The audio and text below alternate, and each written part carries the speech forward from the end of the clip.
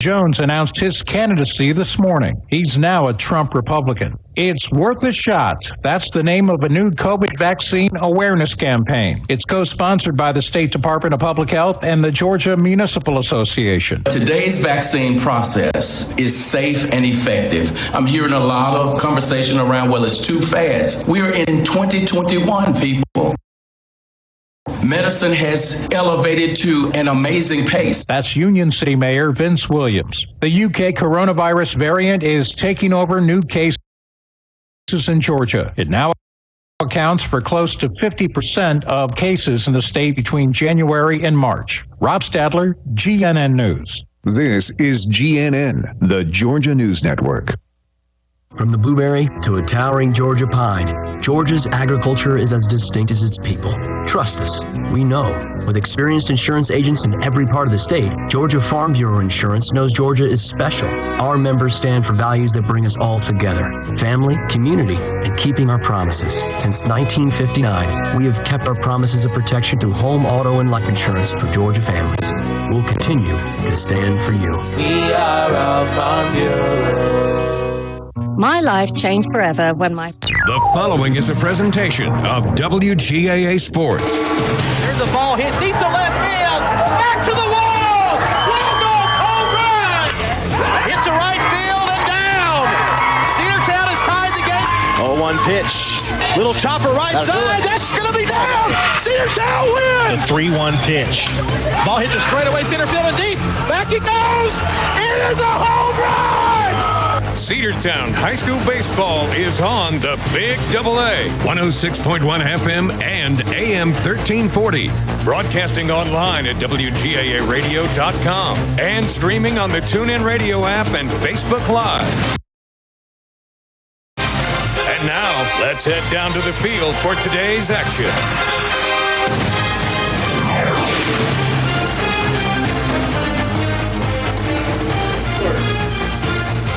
Welcome into Cedartown High School Baseball on the home of the Dogs, the Big AA, 106.1 FM and AM 1340. Facebook Live, YouTube, and the NFHS Network. Along with Logan Maddox, I'm Andrew Carter. We're having the introduction of the starting lineups for the Cedartown Bulldogs currently. Cedartown hoping to get the sweep here. Got a doubleheader, first of two here tonight against the Southeast Whitfield Raiders. Going to be a big series for Cedartown. If the Bulldogs can win both, Andrew, they still control their destiny here in the region. And if they could get a little bit of help from the Heritage Series that I'm sure we'll keep an eye on tonight, then Cedartown very well could be the #1 team in the region at the end of the night. We'll see how it goes. Just depends on how things go with us tonight, and maybe some help from some other folks around the region as well. Let's listen into the national anthem here. We'll pause and step aside and listen to the presentation of our national anthem.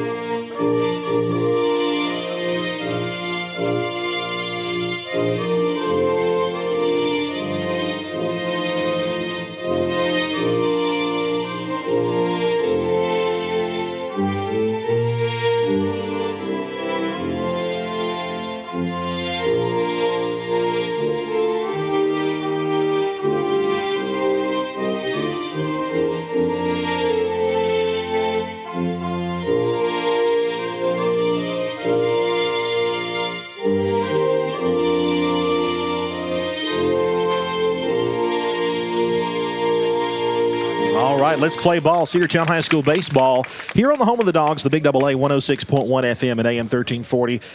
Starting pitcher for the Cedartown Bulldogs today, Logan, is the senior Corbin Kazort. Corbin has been in big game situations and all throughout his high school career. And even though this is probably not one of the biggest he's been in, it's certainly an important one. With the Bulldogs controlling their own destiny, they would like to head into next week against the Heritage Generals in a good position to maybe overtake first place in the region. They're already state playoff bound, Logan. I think it's pretty much a foregone conclusion as far as that goes, but they would like a little bit more than that. You sure would. The thing is, Cedartown, it really hurt the Bulldogs losing that series at Northwest Whitfield earlier this year. And we say at Northwest Whitfield for the Southeast fans tuning in because Cedartown didn't have a home game that entire series. That was when the tornado came through. All 3 games had to be played up in Tunnel Hill. And Cedartown only won 1 out of the 3. They actually lost the first 2, won the 3rd game. So if Cedartown is tied with Northwest in the standings, obviously the Bruins are going to have the tiebreaker. They're going to be above Cedartown in the standings. The Bulldogs are hoping that they can win these 2 games today and maybe move into next week's series. If they can upset Heritage and sweep Southeast today, then Cedartown's your region champions. And it goes without saying you want that first-round playoff home game. If you're a number 1 seed, you get the first 2 rounds at home at least. So we'll see if Cedartown can achieve that. Talking about Corbin Kazort, the senior righty, he's had some great starts this year, Andrew, but he's lost control around the 3rd or 4th innings. It's about that consistency, and we'll see if Kazort can keep that up today. Lane Carden. Lane Carden's going to lead things off, playing the bag at second base, and here's Logan Maddox to tell you all about it. Behind home plate for Cedartown is Eli Barrow, the sophomore. Throws the sign to Corbin Kazort. Rocks back and fires the first pitch of the game, taken upstairs for ball 1. The lineup for Southeast looks like this. Here in the first inning, you'll see the second baseman Carden, the center fielder Ethan Hill, and the shortstop Bryson Lofton. The 1-0 to Carden dropped right down the middle for a strike. A fastball there from Corbin evens it up 1-1. 1 ball and 1 strikes. The first at bat of this game. The pitch to Carden. Big cut. Comes up empty. Now he's behind 1-2. The cleanup hitter for Southeast is the pitcher Johnny Vega. He'll be followed by the DH Kobe Patterson and the third baseman Jacob Gentry. Bottom third of the order, Brady Inslee, Jarrett Gann, and Alden Patterson. 1 ball, 2 strikes, nobody out. Top of the first inning. And the pitch from Kazort. Just a bit high missing. That was a pitch that was probably a strike on Tuesday, Andrew. Yeah, it was pretty close there, but didn't get the call this time. 2 balls, 2 strikes here to the leadoff man. And the 2-2. That one's low, bounced up there. 3 balls and 2 strikes. If you missed the game on Tuesday, Cedartown raced out to an 8-0 lead.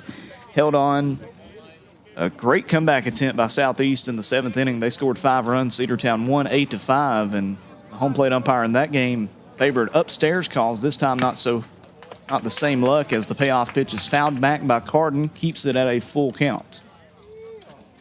On deck is the center fielder Ethan Hill.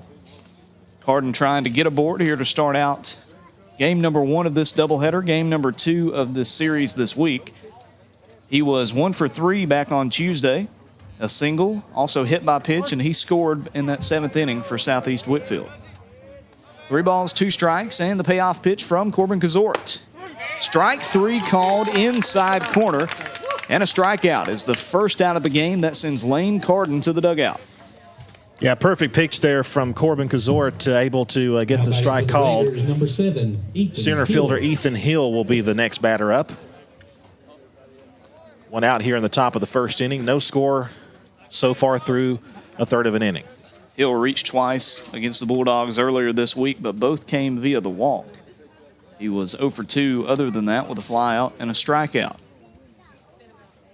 The defense for Cedartown, it's the same defense we've gotten accustomed to here in the last couple of weeks. At first base is Zane Barrow. The second baseman is Denver Nell. The shortstop is Dylan Cupp. Third baseman is Cade Dingler.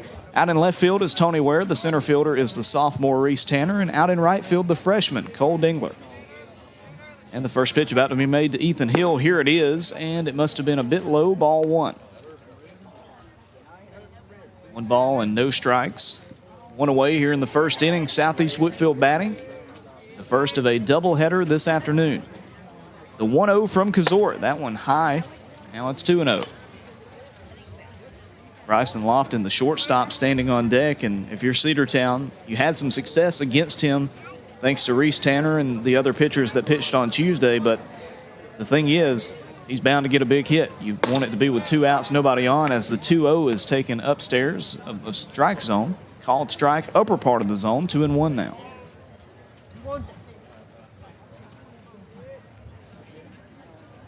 Two balls and 1 strike, 1 out, base is empty.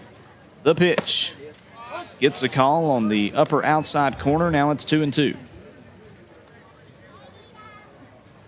Corbin able to battle back in this at bat after getting behind 2-0. And now Ethan Hill down to his final strike in this at bat. The 2-2 from the senior hits him on the shoulder, and Ethan Hill, for the third time this week, will get a free base. He heads down the first base line.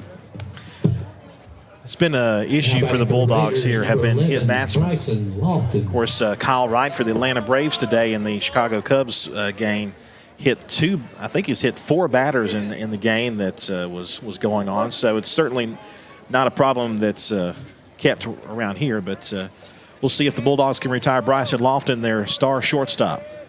One away and a runner at first base. The pitch from Kazort swung on and fouled back off the netting. 0-1 the count.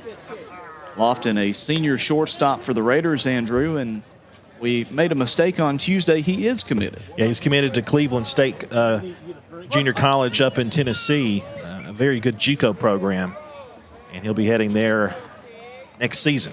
Lofton, at one point this season, throw down to first is not in time. Hill is back safely. At one point this year, Lofton led the state in home runs. Not sure if he is still tops in that category, but for sure close to the top, the senior shortstop for Southeast. Runner at first base is Ethan Hill with 1 away. The 0-1 from Kazort. That one's high and away, ball 1. The cleanup batter and pitcher, Johnny Vega, is on deck. By the way, the Bulldogs wearing their black jerseys that say Cedartown in script across the front, and their numbers out there too, with the white pinstripe pants, white hats with red bills. The pitch to Lofton. Strike called outside part of the plate, and now it's 1-2. Southeast wearing almost a black pinstripe uniform with Raiders in white on the front. 1 ball, 2 strikes, 1 out. Kazort gets the sign in from Eli Barrow. And the 1-2 to Lofton. Hard grounder to shortstop, and it eats up Dylan Cupp. Just not able to get it that time. Couldn't cleanly field it. And Lofton reaches, now runners at first and second with 1 out. Yeah, that's a play that Dylan almost always makes. That's definitely an error. E6 there. Solidly hit ground ball, but it's one he should have had. Now batting for the Raiders, number 1, Johnny Vega. So Hill moves up to second base on that error. And time called. Removing a piece of equipment, it looks like. Not sure what it was. Maybe sunglasses or something like that. It's not a very sunny day. It's kind of overcast this afternoon. Denver Nail gave a piece of equipment over toward the dugout, so it gets taken in there. With this timeout, the pitching coach, Ryan Evans, is out of the dugout to have a word with Corbin Kazort. Ethan Hill in scoring position at second base. Bryson Lofton stands at first base. Top of the first inning, 1 out. No score between the Raiders and the Bulldogs. Brings up the pitcher now, Johnny Vega. Vega is also the cleanup hitter for Southeast Whitfield. He was 1 for 3 on Tuesday with a single and a walk. Also had a run scored. 1 out in the inning. 2 runners aboard. He'll check the runner at second base. And the pitch to Vega. Low and inside, ball 1. And threw the fastball, trying to get some of that movement across the plate, but it was too far in. Still only 1 out here in the top of the first, and runners on first and second. Kazort is set, the 1-0. That's a strike call. Right down the middle, maybe on the upper part of the zone. 1-1 now.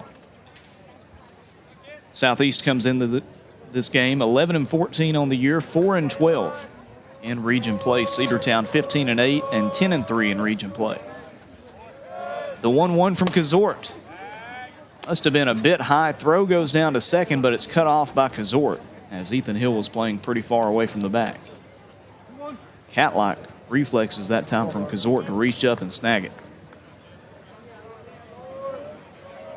2 balls, 1 strike, 1 out, 2 runners aboard for Southeast. No score, first inning. The 2-1 from Corbin Kazort. Too far inside, now ball 3. It's a hitter's count, 3-1 to the cleanup hitter, Johnny Vega. Yeah, that inside part's not getting called right now. Of course, he was pretty far in that time that he threw it, both times that he's been inside on the batter. Hitter's count here. The 3-1 to Vega. All 4 outside, and they are loaded with 1 away.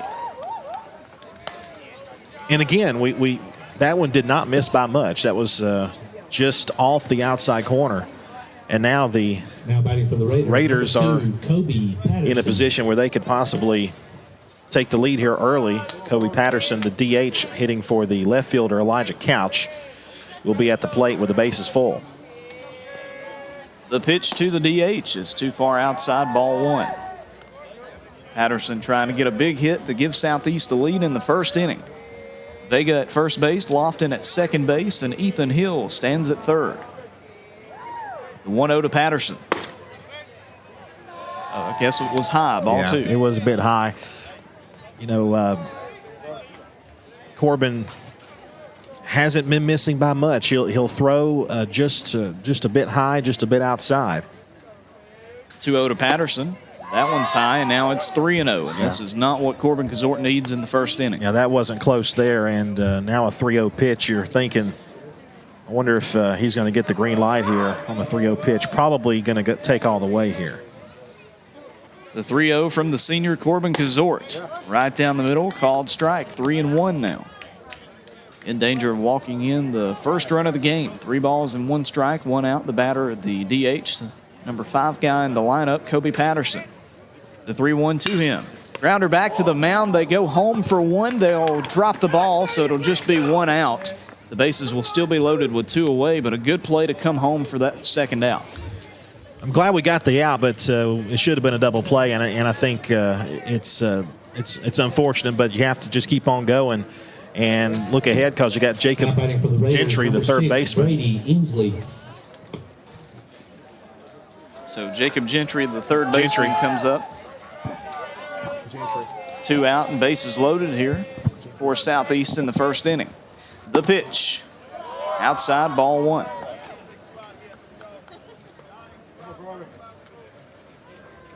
One ball and no strikes, 2 away. Bases full of Raiders here in the first inning. The pitch from Kazort. That one misses low. Now he's behind 2-0 again. We saw Gentry pitch in the first game of the series, and he showed some good stuff. Took Cedartown a while to figure him out. 2 balls, no strikes, 2 out, bases loaded. The 2-0 from Kazort. Checked his swing, and it's ball 3. High and tight that time, and now Corbin a ball away from walking in the first run again. He'll probably throw something kind of off speed, outer corner here. The 3-0. Ball 4 low, and Southeast takes the lead here in the first inning on a bases-loaded walk, a 4-pitch walk from Corbin Kazort. That scores Bryson Lofton from third base. Vega gets up to third base now. At second base is Patterson. Gentry at first base for the catcher, Brady Inslee. So now the catcher will be at the plate. Walks have been a problem for the Bulldogs this year, and, you know, we just hope this one doesn't come back to bite us here, not to mention a couple of defensive miscues. That's high. The 5th consecutive ball that Corbin Kazort has tossed to Brady Inslee, the catcher. Inslee, the 7th batter to come up here in the first inning. The 1-0 to Inslee. That one drops in the zone, evens it up 1-1.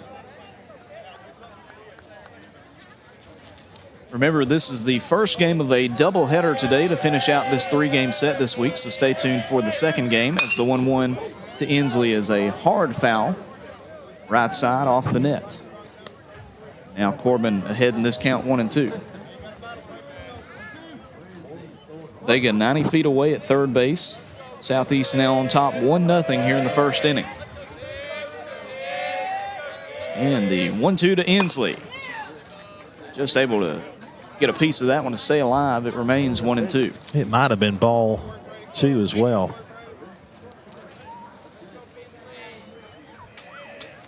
1 ball, 2 strikes, 2 outs. Bases still loaded, 1 run in. Kazort gets the call in from Barrow. The 1-2. Taken inside, ball 2. Yeah, just missed. It was off the plate, but not by a whole lot. 2 balls, 2 strikes, and 2 out. Kazort on the hill here for Cedartown. And the pitch to Inslee. Grounder left side, soft grounder fielded by Dingler. He'll throw across the diamond, and it's just in time to get him out and retire the side, but not before Southeast scores one run on a whole bunch of walks and an error and a fielder's choice in there as well. We'll move to the bottom of the first inning. Southeast 1 and Cedartown coming up here on the home of the Dogs, the Big Double A. You know, texting while driving is dangerous. That's not new information. Yet most people admit to doing it anyway. Drivers are 23 times more likely to be involved in a car accident while texting. Know the facts and wait to text. The danger is real and it applies to you. Auto Owners Insurance. The no problem people. Information provided by Virginia Tech Transportation Institute. Burgess Insurance Services in Rome, 222 North 5th Avenue Southwest, 706-234-5680. And in Cedartown, 114 South Philpott Street, 770-748-4165. Bradford's Drugstore on North Main Street in Cedartown is your locally owned and operated Good Neighbor Pharmacy. Bradford's accepts most prescription plans, and remember Bradford's for all of your gift and decor needs. Bradford's pharmacist takes time to get to know you, explain your medication, and answer any questions that you may have. Go by and see Bill Brewster and all the fine folks at Bradford's the next time you need a prescription filled. Also use their convenient drive-thru. Bradford's Drugstore, 500 North Main Street, Cedartown, 770-748-3100. And all the folks at Bradford say, go Dogs. Cedartown High School Baseball is on the Big Double A.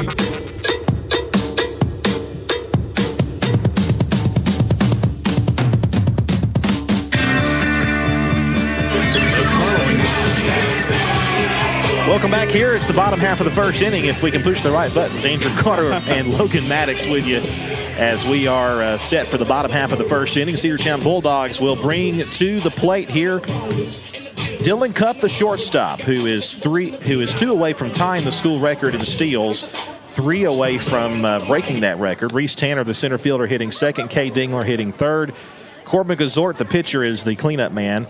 Denver Nell is hitting fifth at second base. The right fielder, Cole Dingler, who has earned himself a spot in the lineup, and he's batting sixth. Eli Barrow, the catcher, hitting seventh. Zane Barrow at first base hitting eighth. And Xavier Holiday is the DH hitting for Tony Ware, the left fielder, in the number 9 hole. Starting pitcher for the Southeast Whitfield Raiders is Johnny Vega. We saw Johnny Vega in relief on Tuesday. Pitched well for the Raiders in relief, and he gets the nod for the start today. The rest of the defense for Southeast behind home plate is Brady Inslee at first base, is Jarrett Gann. The second baseman is Lane Carden. The shortstop, Bryson Lofton. At third base, Jacob Gentry. Out in left field for the Raiders is Elijah Couch. The center fielder, Ethan Hill, and Alden Patterson playing right field today. And starting out the game for Cedartown, Dylan Cupp, the Mississippi State commit at shortstop. And Andrew Cupp struggled on Tuesday, 0 for 4. He'd like to get a base hit right here. The first pitch he sees is popped foul and off the netting. No balls and 1 strike to count to Dylan Cupp. Cupp started the game with back-to-back strikeouts, and might be the first time in his varsity career he's had back-to-back strikeouts. He's been Mr. Consistent in the batting order this year for CHS. Vega gets the call in from Inslee. The 0-1 to Cupp. Doesn't make it all the way to the catcher. Bounces up there, 1-1 now. Yeah, big breaking ball that didn't broke a little too much. Then bounced up there. 66 degrees and a little cloudy here at Cedartown High School. The 1-1 from Vega. This is outside. Now it's 2-1. Yeah, this cloudiness is just ahead of a batch of rain that's supposed to come in early tomorrow morning. Should be just fine for the game tonight. 2-1 to Dylan Cupp. It's taken high and tight for ball 3. Now it's a hitter's count to one of the most dangerous batters in North Georgia, Dylan Cupp. I think it's really neat that you're seeing 2 of the best hitters in Northwest Georgia, maybe even the state, facing off against each other. The 3-1 squares to bunt, pulls it back, takes ball 4, and Dylan Cupp gets a free pass, and he is aboard for the first time in the series. We speak of Dylan Cupp, and then, of course, their star player, their shortstop, Bryson Lofton, who is one of the top home run hitters in the state. Number 2, Reese Tanner. Reese Tanner comes up to the plate, the sophomore center fielder for Cedartown, another very talented batter and quick athlete for CHS. And we mentioned Cupp 2 stolen bases away from tying the school record. He stands at first. They'll throw a Check throw down to Jarrett Gann at first base. He'll apply the tag, but not in time. Cup is back safely. Yet a pitch to be made to Reese Tanner here in the bottom of the first inning, 1-0. Southeast Whitfield leads Cedartown. They'll throw back down to first again, not in time. Cup is back safely once more. Well, they know about Cup. Now time asked for at the plate. Actually, time asked for in the field. Dylan Cup having an issue. He's going to walk away from the bag for a moment. Maybe a uniform issue.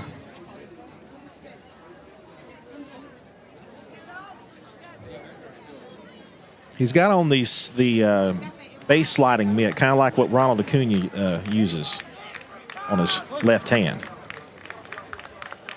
Tanner at the plate, Cup at first base. Nobody out here in the first inning. They'll throw down to first again, and that one's pretty close, but bobbled it, did the first baseman, so Cup is there safely. If it's a little more online and if it's fielded correctly, Cup may be out. Pretty good move that time from Johnny Vega, the pitcher. The 1-0 to Cup, and he's there safely again. And Chris McKelvey is correct. Miles Mingy holds the stolen base record right now. Another great shortstop in Cedartown history. Tanner just standing here. He hadn't had a pitch yet. And the first pitch to Tanner. Cup is going, and the throw will not be in time. Cup is there safely, pops away from the shortstop, but the second baseman was back and get up, so Cup will stay at second base. He's one away from the school tie and 2 away from the record. 1 ball, no strikes, the count now to Reese Tanner. Nobody out here in the bottom of the first inning. The 1-0 to Tanner is skied left side, but out of play. If he can straighten it out a bit, that one probably be tiptoeing the fair line, the foul line, down the third baseline. 1 ball, 1 strike, nobody out. 1-0, Southeast on top, but Dylan Cup in scoring position. The 1-1 to Tanner. Hits it to right center field. Center fielder goes back and catches it. Cup will tag. The throw comes into the shortstop. He'll throw down to third, and it's not in time. Cup is there safely. So 1 away and a runner at third base now after a hard hit fly ball by Reese Tanner. That'll bring up the third baseman, Cade Dingler. He gets a start over at the hot corner today since Corbin Gazort is the starting pitcher. Dingler, the seniors, had a really good season at the plate this year. Cade Dingler. A lot of hard hit balls and a lot of extra base hits. The pitch to Cade. Swung on and crushed to left center field. The center fielder trails back, and he is going to catch it right at the warning track. Scoring with ease is Dylan Cup, and we are tied here in the bottom of the first inning. Boy, Logan, he just missed hitting that out of here. The wind was blowing in from the outfield. The flag is pointed straight at us right behind home plate. If that wind's not blowing, that might have been a home run. But the Bulldogs tied up, give the RBI to Cade Dingler. Now the base is empty with 2 out. Number 10, Corbin Gazort. And here's Corbin Gazort. The pitch to Gazort is killed left side, but also foul. Big cut that time from the senior pitcher. Cedartown has tied it here in the bottom of the first inning, 1-1. Cup reached on a walk, worked his way around the bases, and came home. The 0-1 to Corbin. Grounder through for a base hit. The third baseman couldn't get to it. Corbin will hold up with a 2-out single. Good piece hit in there by Corbin Gazort. He's been swinging a pretty good bat of late and making solid contact. And here's Denver Nell, another one who's been hitting well. They're going to relieve Corbin for a courtesy runner. We'll see who they send out there. Looks like it's going to be Jack Roper. Maybe. Now back Yes. for the Bulldogs, number 11, Denver Nell. So Jack Roper will be the courtesy For the runner. Bulldogs, number 24, Jack Roper. So we'll see if Nail can keep this inning going. The runner at first base is a fast one in Jack Roper. And Denver Nail, the number 5 batter in the lineup, the sophomore second baseman, stands in. They'll throw down to first, and Roper dives to the bag in time. 2 away in this inning. Cup led off with a walk, stole second base, moved up to third on a fly ball from Reese Tanner, and then scored on a sac fly from Cade Dingler. The pitch to Nail is taken inside for ball 1. Cedartown trying to win their 16th game of the year today. If they can win this first one, if they win both, they would improve to 17-8. 1-0 to Nail. Runner is going. Fly ball left side, but well foul. Hard hit, probably going towards the tennis courts. In fact, it landed on the sidewalk to the tennis courts. Evens it up now. 1 ball, 1 strike, 2 away. Jack Roper at first base for the Bulldogs, who have tied it here in the first inning, 1-1. Vega gets the call in from Inslee.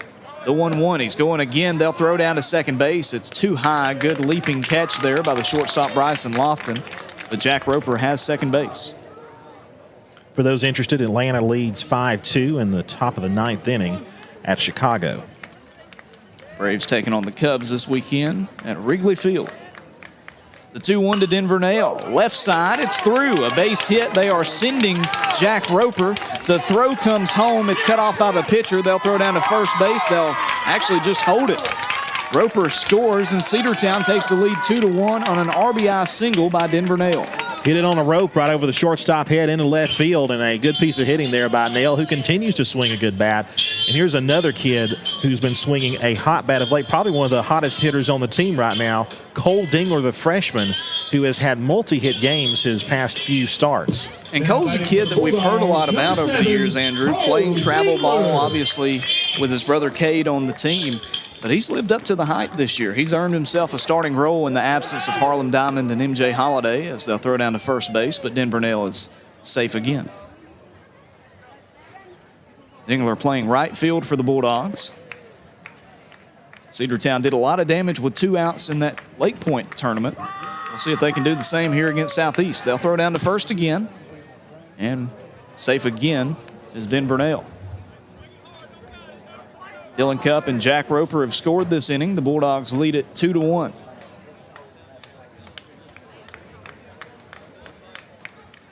Vega, the right-handed pitcher, gets the call.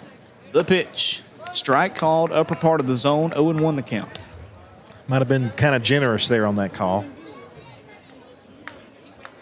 It's the first time we've seen an upstairs pitch called a strike so far, but it is early still in the game. Dingler here at the plate. Nail at first base. They'll throw down to first. It gets away from the first baseman, and Nail will head for second. He'll be there with no problem.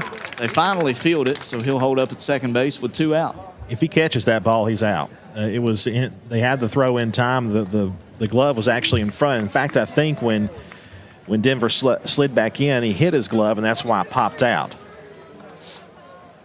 So another runner in scoring position, and it's an 0-1 count to the batter, Cole Dingler. 2 away in the inning. The 0-1 to Dingler. Reached out and swung and missed at 1 out of the zone. 0-2 now. If Cole can reach, we'll see Eli Barrow up next. Nothing into the count with 2 out. The pitch to Dingler. Outside again. He holds off on this one. 1-2 now.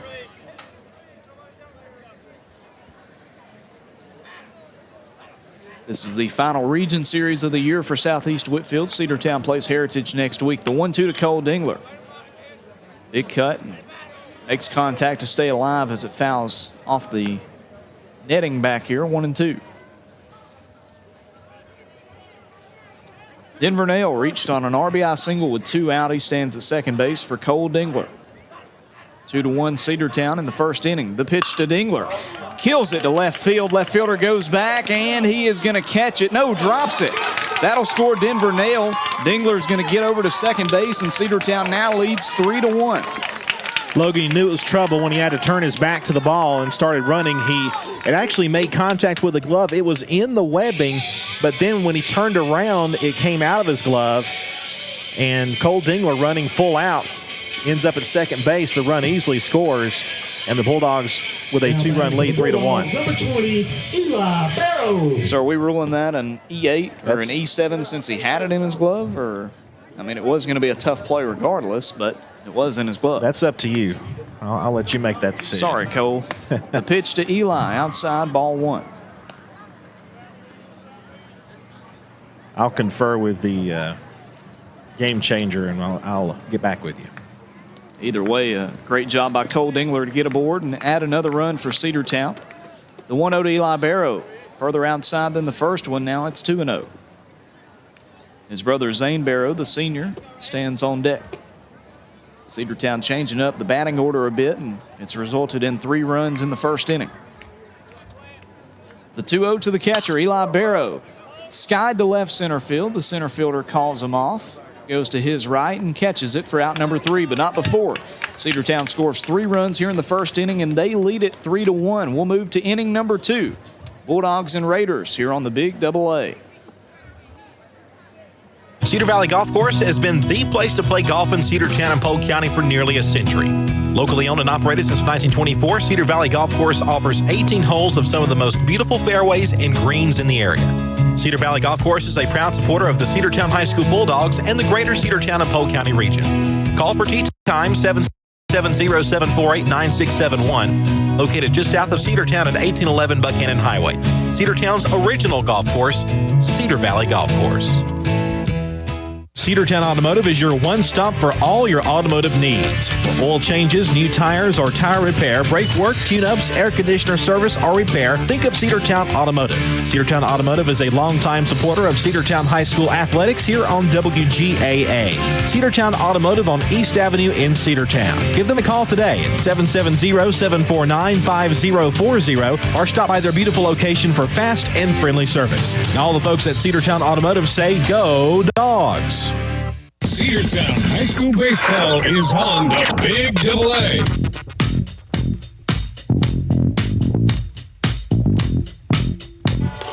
Welcome back as we begin the second inning. Cedartown with a 3-1 lead. The official scoring by the Game Changer, Cedartown Game Changer account is a single. So we will go with that one. So no error. Give him a single and an RBI. Cole Dingler, that is. The Bulldogs lead 3-1 over the Southeast Raiders through a complete inning of play. Cedartown will try to hopefully have a less dramatic top of the second inning than we did in the first inning. Bases loaded, 1 run scored in for the Southeast Whitfield Raiders. So we'll see if the Bulldogs can rectify that and see if Corbin Kazort can have a clean inning here as he faces number 16, Jerry Gann, the 8th hole hitter, the first baseman. First pitch to Gann. Kazort sends it in there. It's a strike and swings and misses. It would have been called a strike. Drops it in the zone. 0-1 the count to Jarrett Gann. The 0-1. Strike called on the outside edge, and now Corbin quickly ahead 0-2. Kazort got a strikeout in the first at bat last inning, then hit a batter. The 0-2 from Kazort. Strike 3 called. Went outside 3 times and got a K.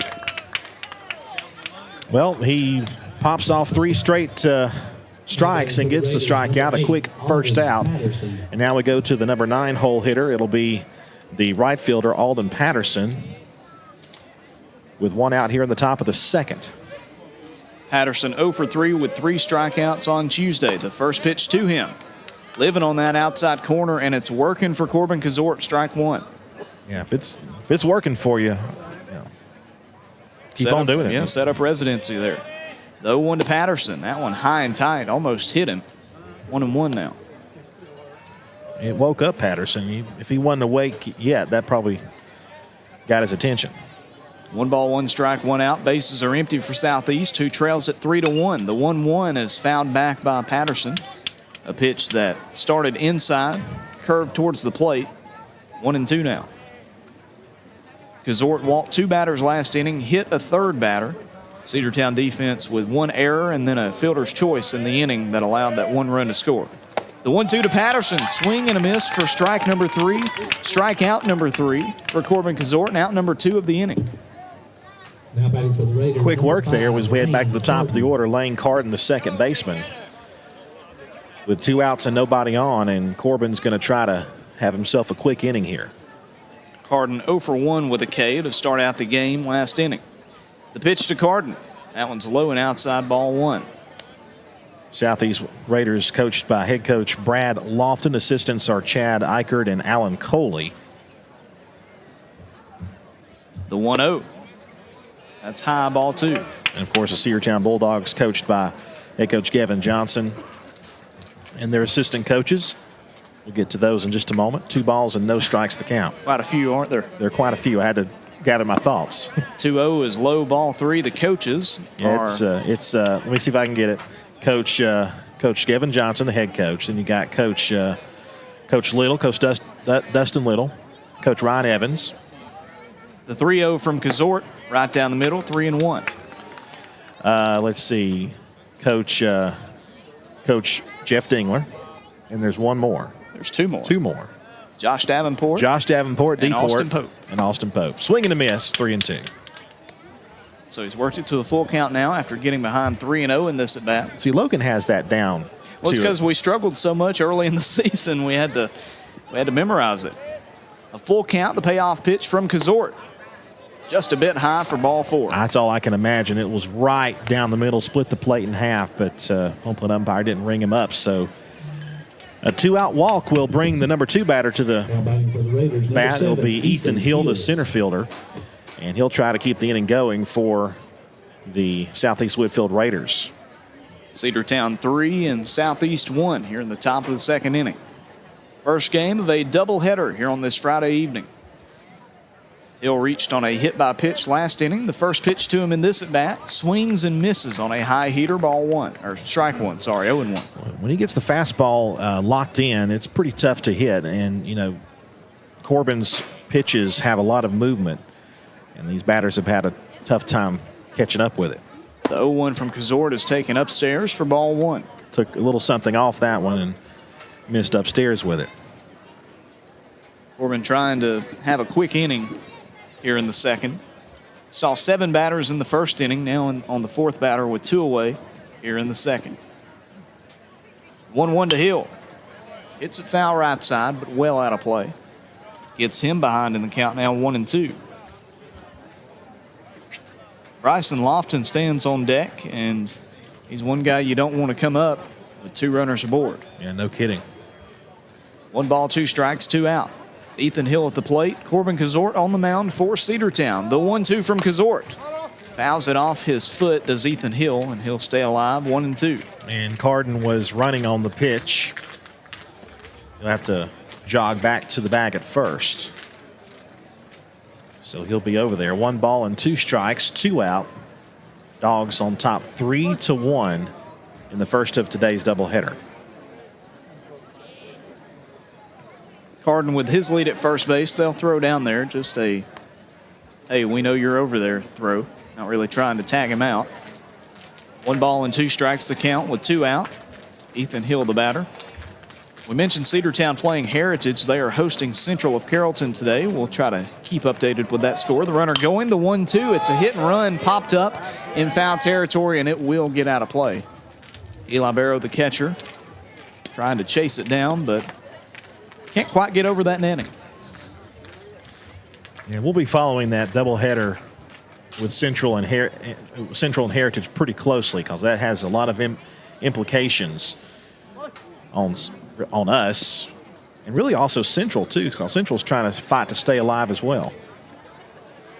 Kazort gets the call in from Barrow. The 1-2 is low and outside, pops away from Barrow. A perfect pitch to run on by Lane Carden. He did, and he's safe at second base. Yeah, and he was going even if it wasn't going to be away from the catcher. He was taking off on the pitch, and he's there easily.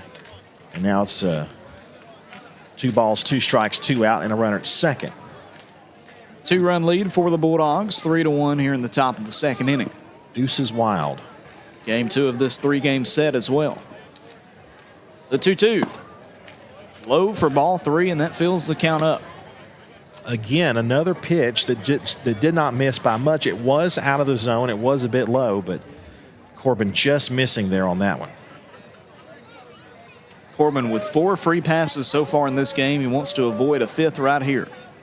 3 balls, 2 strikes, 2 out. A runner at second base. The payoff pitch, called time. Oh, man, that would have been strike 3 as well. That was right down the gut. Well, if you like mind games, that's a heck of a time to call timeout by Ethan Hill. I'm surprised the umpire gave it to him that late. Corbin already in the windup, it looked like, but nonetheless, it's a full count still with 2 out. Hill, the batter, the number 2 batter in the order. The payoff pitch this time is fouled out of play again. So it will stay 3-2. Lofton, the senior shortstop, on deck. The tying run at the plate in that of Ethan Hill here in the top of the second inning. Hill hit by pitch last time up. He has yet to get a hit in this series, but he's been walked quite a few times. Checks the runner at second base, does Corbin Kazort, and fires in the 3-2. Upstairs, ball 4. And that'll put runners at first and second now with 2 out. I thought that the umpire had called time. Yeah, that's what I thought something too. was said before the pitch got there, but it was a ball. I mean, I understand that he got a free pass there. I thought something was said as if he was calling time, but either way, it works out for Ethan Hill with 2 out. Southeast stays alive, runners at first and second for Lofton. Checking Carden at second base. The pitch to Lofton is sent to center field and not able to make a play is Denvernell. They're sending the runner home. The throw comes in from Reese Tanner. It's a beauty, but he is safe. Just gets there in time. And Southeast makes it 3-2. Runners move up to first and third on the RBI hit from Bryson Lofton, his first hit of the series. And the walks come back to bite us, but let me tell you something. A couple of close plays there. Denvernell almost had that line drive stabbed out there in shallow right center field, and a great throw in there from Reese Tanner in center field, but just a tad late. And we knew Bryson Lofton was going to be a tough out. You hate to have him in the batter's box if you're Cedartown with runners aboard. If that one's hit just a little bit harder to Reese Tanner, the runner is dead to rights at home plate. But a good job to make it a 1-run game here by the Raiders. Lofton going for second hit and run, and that is through, and we are tied now here in the second inning. Gets past the gap between short and third base, and now it's a 3-3 tie. And let me tell you something. Cade Dingler, if he was playing in his normal position, would probably field that and was going to be a real routine ground ball. But he was headed toward the bag on the left side, and it got past him to his left. And because of that, it's able to sneak through for the base hit. RBI hit there for Johnny Vega. Here's Kobe Patterson, the DH. First pitch he sees is down the middle, swings and comes up empty. 0-1 the count. As we mentioned before, walks coming home to roost for the Cedartown Bulldogs here. Southeast battling back here in the second to tie it all with 2 out. The 0-1 fouled right side and back, and now it's 0-2. And all this trouble coming with 2 out. Yeah, 2 strikeouts to start out the inning. 1 looking, 1 swinging for Corbin Kazort. Then a walk, another walk, and 2 base hits. And now it's a 3-3 tie. Patterson at the plate, 2 runners aboard. The 0-2 swings and misses, and Cedartown gets out of the inning, but not before Southeast ties it. Thanks to 2 base hits and 2 walks. It's a 3-3 tie through an inning and a half. We'll head to the bottom of the second now. You're listening to Bulldogs Baseball here on the Big Double A. Daniels Green Services and Handyman, your best choice for total home renovation or even small projects. 770-862-1240. 770-862-1240. Painting, siding, concrete, windows, pressure washing, flooring, drywall, doors, roofing, electrical, and even lawn care. They're fully insured and will do a great job. Check them out on Facebook, Daniels Green Services and Handyman, your best choice. 770-862-1240. Rocky and Patty Tillery, 2 Cedartown High School graduates, and they stayed right here in the county and went into business. They employ right at 100 people, and they've been doing that for a long time. Most of their work is from out of the county, but they want to push our youngsters here, no matter what they're doing, Little League, Pony League, high school baseball, basketball, football, and soccer, and that's Polk County Public Service. They appreciate serving you. Cedartown High School Baseball is on the Big Double A.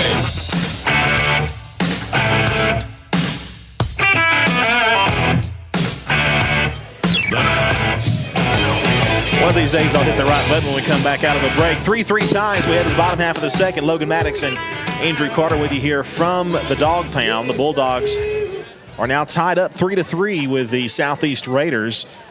And And again, walks have been a problem for the Cedartown Bulldogs really in this series. And I mean, even going back to the tournament at Lake Point, it's been a struggle for CHS. 8, 9, and 1 batters due up. Zane Barrow, Xavier Holiday, and then Dylan Cupp will be the batters due up here in the inning. Pitch to Barrow. Strike called on the outside edge. 0-1 the count. Johnny Vega, the starting pitcher for Southeast, out there. Barrow, the senior first baseman, here at the plate to start out the second. And the 0-1 is low and inside for ball one. When these Bulldogs get their second look at Vega, I think they may have a better feel of what he's doing. 1-1 from Vega is taken high for ball two. And Dylan Cupp will be up for his second time as the third batter in the inning. 2-1 to Zane Barrow, misses high and outside. Now a hitter's count, 3 balls and 1 strike. Cedartown back in action Tuesday at home as they'll host the Heritage Generals. 5:30 p.m. first pitch. It's senior night. It is. It'll be a great time to come out to the ballpark. The 3-1 to Barrow upstairs, and he'll get a 5-pitch walk to start out the second inning. We know the wheels Zane Barrow has. He's at first base. Xavier Holiday, also a fast runner as well. And of late, a great hitter. He's been swinging the bat well, being called into service with the injuries of Harlem Diamond and MJ Holiday. Xavier was 2 for 3 on Tuesday. He actually had the second hit of the game for Cedartown. It was freshman, then a freshman. Dingler and Holiday is to throw down to first base is not in time. Zane Barrow dives towards the bag and is safe. Holiday at the plate, Dylan Cupp on deck, and in the hole, if he'll get a chance, is Reese Tanner. Runner at first base, Zane Barrow. Johnny Vega, the pitcher. Barrow is going. The pitch is high, ball one, and the throw is offline to second base. Barrow is safe at second, and it's a 1-0 count to Xavier Holiday. So a base hit into the outfield could give the Bulldogs the lead again. 3-3 tie here in the second inning. The 1-0 to Holiday is low. Good stop by the catcher, Inslee, 2-0. Don't forget, game 2 of this doubleheader will follow afterward. It'll be the third game of the 3-game series. The 2-0 to Xavier Holiday is hit foul left side off the netting. Makes it 2-1. Congratulations to Cedartown Tennis. Both the boys and girls on the road at Druid Hills in the first round of the state playoffs, and both won, heading to the Sweet 16. 2-1 is fouled left side again by Holiday, and he makes it 2 balls and 2 strikes. That one might have landed in the girls' softball field. It was hit so far away from the field. And now a tennis ball comes flying in. I think some kids throwing around a tennis ball maybe lost the handle on it. So they'll toss that back out. Counts 2 balls, 2 strikes. Zane Barrow stands at second base. He represents the go-ahead run. The 2-2 to Xavier Holiday. Inside ball 3, but not inside by too much. It's a good take, though, by Xavier Holiday there. It wasn't a good pitch to swing at. Yeah. Now he'll fill the count up. The payoff pitch from Vega. Swung on and hit to the shortstop Lofton. Great catch by the senior. Zane Barrow does all he can to get back to second base. And he does, thankfully. That was quite a play there by Lofton at short. Took a huge leap and made the stab of the line drive. And now Dylan Cupp will be at the plate with a runner at second. 1 away here in the bottom of inning number 2. Cupp walked last time up, and he takes low the first pitch of this at bat. 1 ball and no strikes. Braves beat the Cubs 5-2. Josh Tomlin gets the win in relief. Barrow in scoring position. The 1-0 to Dylan Cupp. Inside ball 2. That one almost hitting the sophomore. I don't know if Dylan's going to get anything intentionally to hit here with first base open. 2 balls, no strike, 1 out. The pitch to Cupp. High ball 3. Tell you, Dylan Cupp may have the school record for walks or by the end of this year. Or eventually will at some point. The 3-0 to Cup, squares to bunt, pulls back for ball 4. A 4-pitch walk puts Cup aboard with 1 away, and that'll bring up Reese Tanner.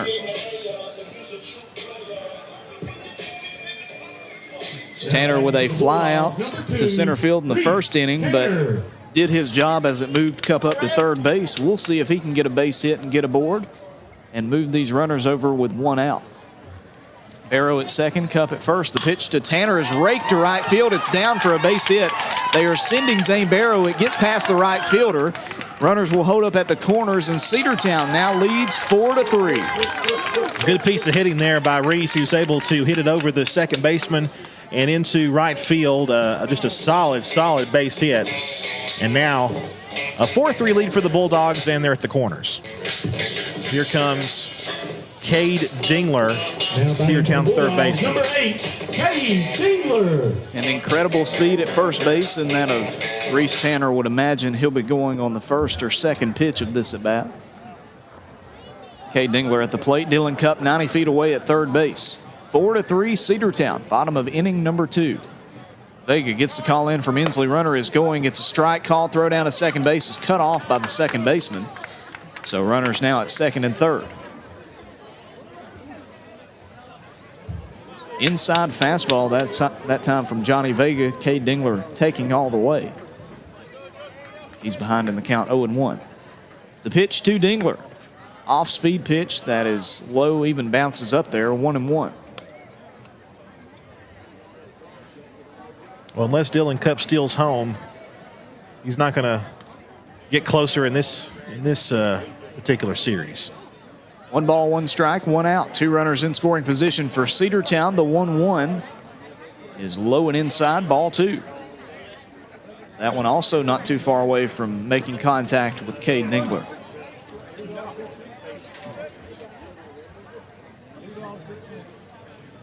The 2-1 to Cade. High, ball 3, and now Johnny Vega struggling to find the zone. Wanted to point out, too, a great crowd here at the game for Cedartown, and several from Southeast made the trip, too. 3-1 to Dingler is popped up left side. Looks like it'll get out of play, and it will. It's on the roof of the Cedartown dugout and clubhouse and hitting facility. Full count now, 3-2. Only 1 out here in the second inning. Tanner at second, Cup at third. The payoff pitch, high, ball 4, and they are loaded with 1 out. And now you got Corbin Kazort here, who, if he gets anything close to hit, he's going to be he's going to split a gap somewhere at least. So the base is full, and now we've got a coaching visit. Catcher and pitcher will meet on the mound.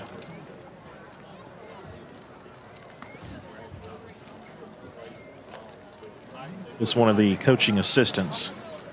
Not a pitching change yet. He hasn't pulled the plug. I don't think they will here. Too early in the game. It's still too early. Well, the Bulldogs in a prime position here to really break this game open. Dogs took the lead back 4-3 after surrendering to the tie in the top half of this inning. Bulldogs responding with an RBI single by Reese Tanner, which gave the Bulldogs now the lead. For the Bulldogs, number 10, Corbin Kazort. Then a couple of batters later, Corbin Kazort with a chance to make a statement here. Kazort, the senior, steps in 1 for 1 with a run scored today. The first pitch to him is well inside, ball 1. Pushes the senior pitcher off the plate even. Almost out of the box. Infield playing in on the right side, the 1-0. That one's low, ball 2. Not what you wanted to see immediately after a pitching visit. 2 balls. Much rather have 2 strikes if you're Southeast. The 2-0 from Vega. Fouled back off the catcher, and it's 2-1. Inslee will track it down. They'll receive a new baseball. Dylan Cup at third base, Reese Tanner at second base, and Cade Dingler stands at first base. Cedartown 4, Southeast 3. 2 balls, 1 strike the count to Corbin Kazort, and the pitch. Swings and misses. Took something off of that, and Kazort was fooled, 2-2. I think Vega may take something off of it again and see if Corbin tries to swing at it. He gets the call. The 2-2 is outside, ball 3. And if he can get that one a little bit closer to the zone, it's definitely strike number 3. In fact, the catcher turned around and asked, was that outside? And he said yes. Catcher tried to frame it that time, but umpire not buying it. The payoff pitch to Kazort. Checks his swing, but it's strike 3. And that's out number 2, and that was off the plate inside. Yeah, that he didn't swing. I don't know. That was definitely a ball. And Now batting for the Bulldogs, number 11. Maybe he said he went around, but I didn't think he did that either. But now it's going to take a 2-out hit. First pitch to Denver Nail is low, ball 1.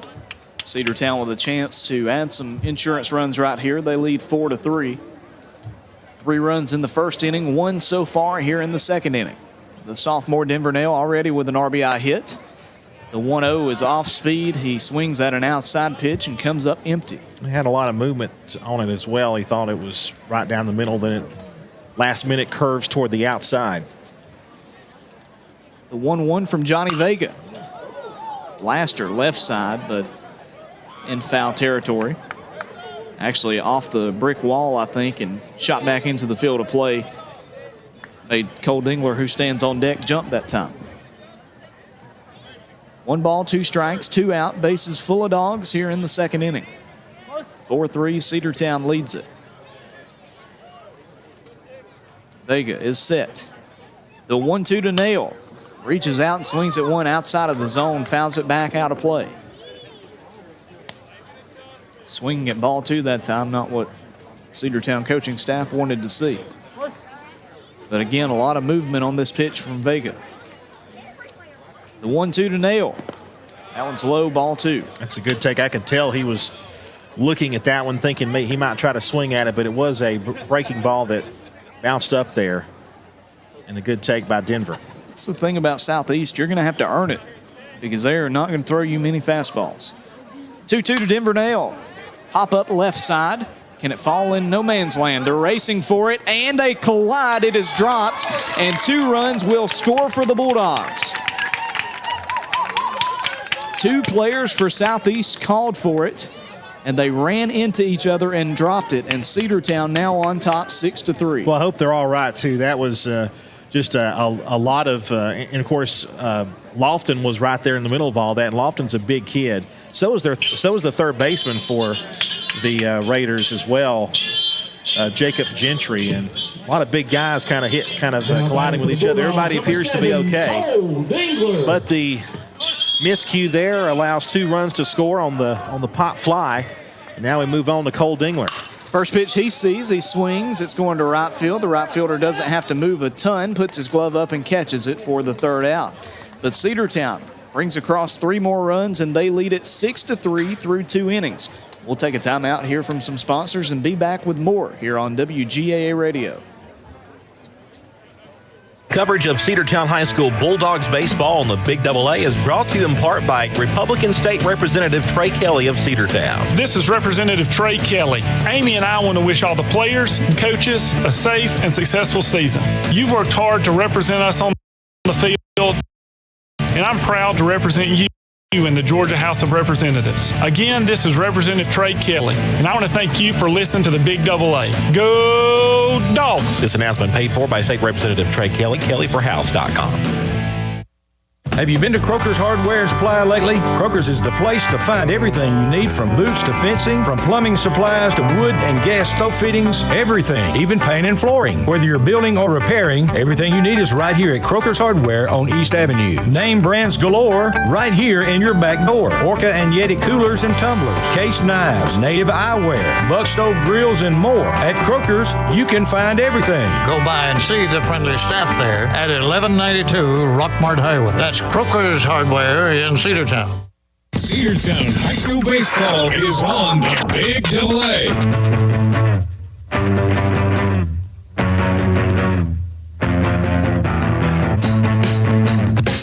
And we Welcome me back here. It is the top half of the third inning. Dogs have put a 3 spot on the board the first 2 innings, and we'll see if the Bulldogs' defense and pitching can continue here as Corbin has himself a 6-3 lead. First pitch to Jacob Gentry is a grounder back to the mound. Corbin fields. He'll underhand toss to first for the first out.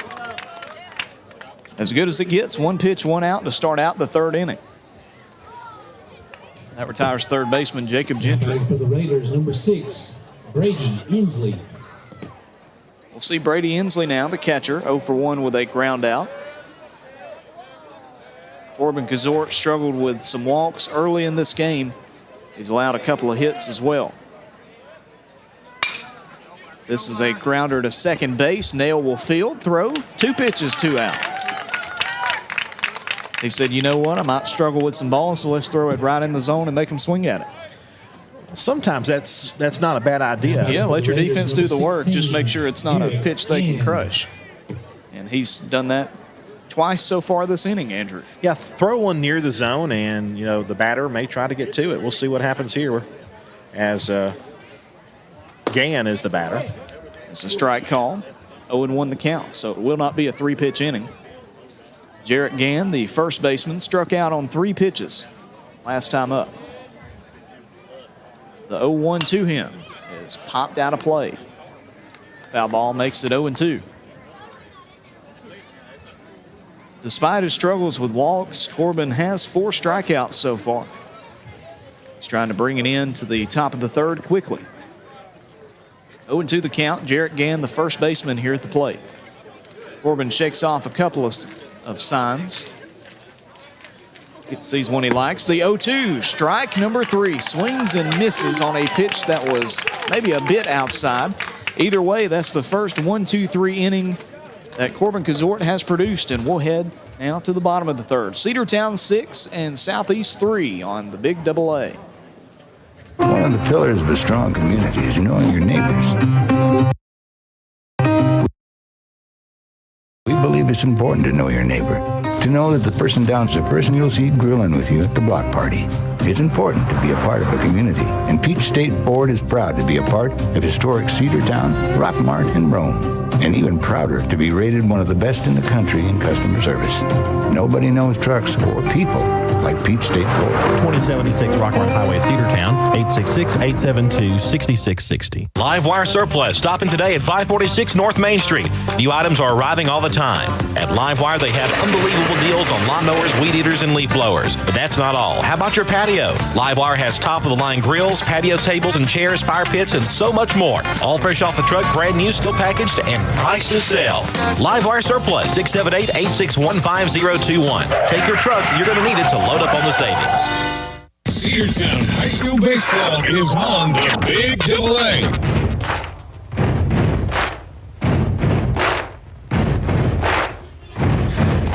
Welcome me back here. It's the bottom half of the third. Couldn't ask for much of a quicker inning than that. Corbin Kazort, 2 pitches, 2 outs, and then just a few pitches in gets the strikeout to retire the side of the top of the third. We head now to the bottom half, a 6-3 lead for the Bulldogs, and we'll see what the Bulldog catcher can do. It'll be Eli Barrow. Then we'll see Zane Barrow and Xavier Holiday. 7, 8, and 9 batters due up here. 5-pitch inning there from Corbin Kazort. Now batting for the Bulldogs, number 20, Eli Barrow. It's good defensively. We'll see what the Cedartown offense can do here in the bottom of the third. They've scored 3 runs in each of the first 2 innings. First pitch to Eli Barrow. Foul left side on a grounder. Gets behind 0-1. Chris McKelvey texted during the game and was mentioning some of the names that he thinks might be tops the home run list. Matt Robinson is one, and that certainly makes sense. He was around my time. John Davis. John Davis, yeah. Antoine Emmons, all probably up there. This one to Eli is upstairs, ball 1. Zane on deck. Eli Barrow here at the plate. In the hole, Xavier Holiday. Eli 0 for 1 with a fly out. The 1-1 to the catcher is a flare shot towards second base and takes a weird hop past the second baseman. That's a leadoff single for the catcher.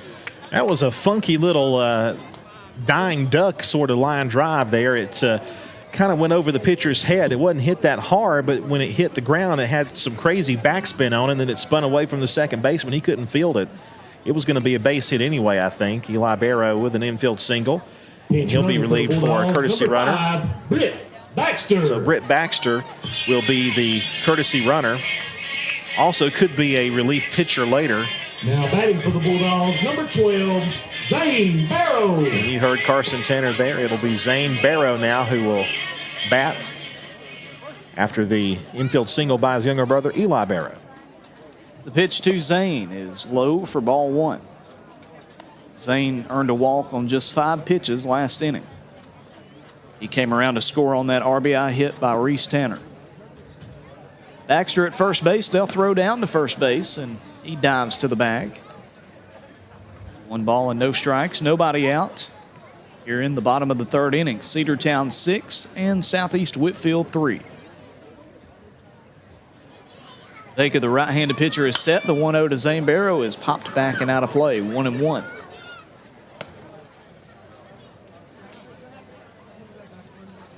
Speaking of fast innings, Andrew, as we saw Corbin Gazort produce one, the Rome Braves have the record for the fastest inning in MLB history.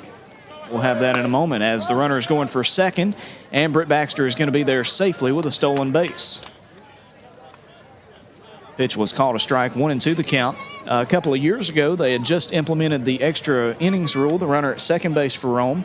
So on the first pitch, it was a double play, and then a fly ball on the second pitch. So they had 3 outs on 2 pitches. This one is hit left side by Zane Barrow. It'll get out of play. The count 1 ball and 2 strikes. So a 2-pitch inning. So were you there to witness that? I was. It was really quick. Not the way we thought that game would go, but we got home earlier, so we were okay with it. The 1-2 to Zane just misses outside, 2-2. For those who don't know, Logan has worked with the Rome Braves for the past couple of summers, right? And now again this year as an intern. Season starts May 18th at home. The 2-2 to Zane is fouled off the pitch that was coming towards him. I think that's a good swing because it's not one he's going to – it was more defending the plate. It was a huge looping curveball. It might have missed the zone. It might not have. You don't want to take the chance. But you don't want to take the chance there, and you foul it off. Britt Baxter at second base. Nobody out here in the bottom of the 3rd. Vega checks Baxter at second. The 2-2 to Zane. Grounded foul left side. Rome Braves start their season at Winston-Salem. Then they go to Greensboro. They host Bowling Green on May 18th. Some familiar teams, some new teams. Yep. Moved up from low single A to high single A. Bulldogs leading by 3 runs. The 2-2 to Zane, a heater, and the senior can't catch up to it.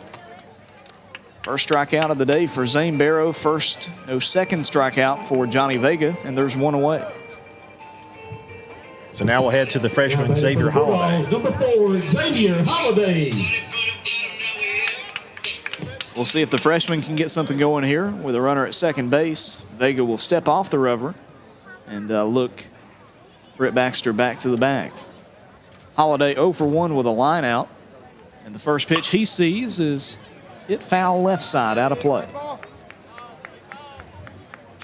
Dylan Cupp on deck and hoping he can come up to the plate with just 1 out. You mentioned the Rome Braves. They just completed a whole bunch of renovations to State Mutual Stadium, too. Going to be a lot of fun to see how it goes this year for sure. The 0-1 from Vega. Outside ball 1. If you've never been there to see a game, where have you been for first off and second off? You need to go because... And that's for the Southeast people listening in. That's the cheapest tickets you'll ever see for a pro baseball team. And some good players, too. That's where the Braves' top players go. 1-1 to Holiday is hit down for a base hit out in shallow center field. Swung on and just sent it past the edge of the infield. And a 1-out single moves Baxter up to third base. Runners at the corners with 1 out. Well, again, Logan, it wasn't really hit that hard, but it was hit in the right spot. And Xavier Holiday continues to swing a great bat. He's been doing that this year. Just hits like that. Doesn't have to be the balls that ricochet off the wall in the outfield, all you got to do is place it in the right spot, and you're going to have a lot of value in the lineup. And Xavier Holiday bringing that so far in his freshman campaign. We'll see if he tries to steal second as Cup comes up to the plate. They'll throw down to first base, and Holiday is back safely. Would have been a close play, but again, it popped away from Gann, the first baseman. Britt Baxter standing at third base. One out here in the bottom of the third inning. Game one of a doubleheader. The pitch to Cup. Holiday going. It's fouled off by Dylan Cup. Still flying, though, and just landed. Now Out of play. That was hit a mile in the air, too, but well foul. Not sure what direction Starkville is, but it's heading that way more than likely. Well, he hit it about that direction. They'll throw down to first base again. Xavier Holiday is safe once again. Cedartown 6 and Southeast Whitfield 3 here in the bottom of the third. Runners at the corners with one away. The 0-1 to Dylan Cup is outside, ball one. Holiday not running on that pitch. Baxter, the courtesy runner for Eli Barrow, led off the inning with a single. Zane Barrow struck out. Holiday with a single, the last at bat. 1 ball, 1 strike, 1 out. The pitch to Cup. Hit on a line to right center field. That is going to fall. That'll score 1 run at least. They're going to send Xavier Holiday. Dylan Cup will hold up with a 2-run double, and Cedartown leads 8-3. Holiday kept running. The throw came in, and it wasn't a bad throw all the way in from right center field, and then a relay throw, but the speed of Xavier Holiday scores from first base. Yeah, and it was hit a ton. Lands in the gap in right center field. Caromed off the fence. Got a favorable hop, though, right to the outfielder, and he was able to throw it in there. And now Coach Lofton is out of the dugout. Looks like he's going to make a call to the bullpen. So while he does that, we'll take a timeout. Cedartown 8-3 the lead here in the bottom half of the third inning. Back after this. You know texting while driving is dangerous. That's not new information. Yet most people admit to doing it anyway. Drivers are 23 times more likely to be involved in a car accident while texting. Know the facts and wait to text. The danger is real and it applies to you.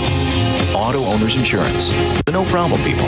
Information provided by Virginia Tech Transportation Institute. Burgess Insurance Services in Rome, 222 North 5th Avenue Southwest, 706-234-5680. And in Cedartown, 114 South Philpott Street, 770-748-4165. Bradford's Drugstore on North Main Street in Cedartown.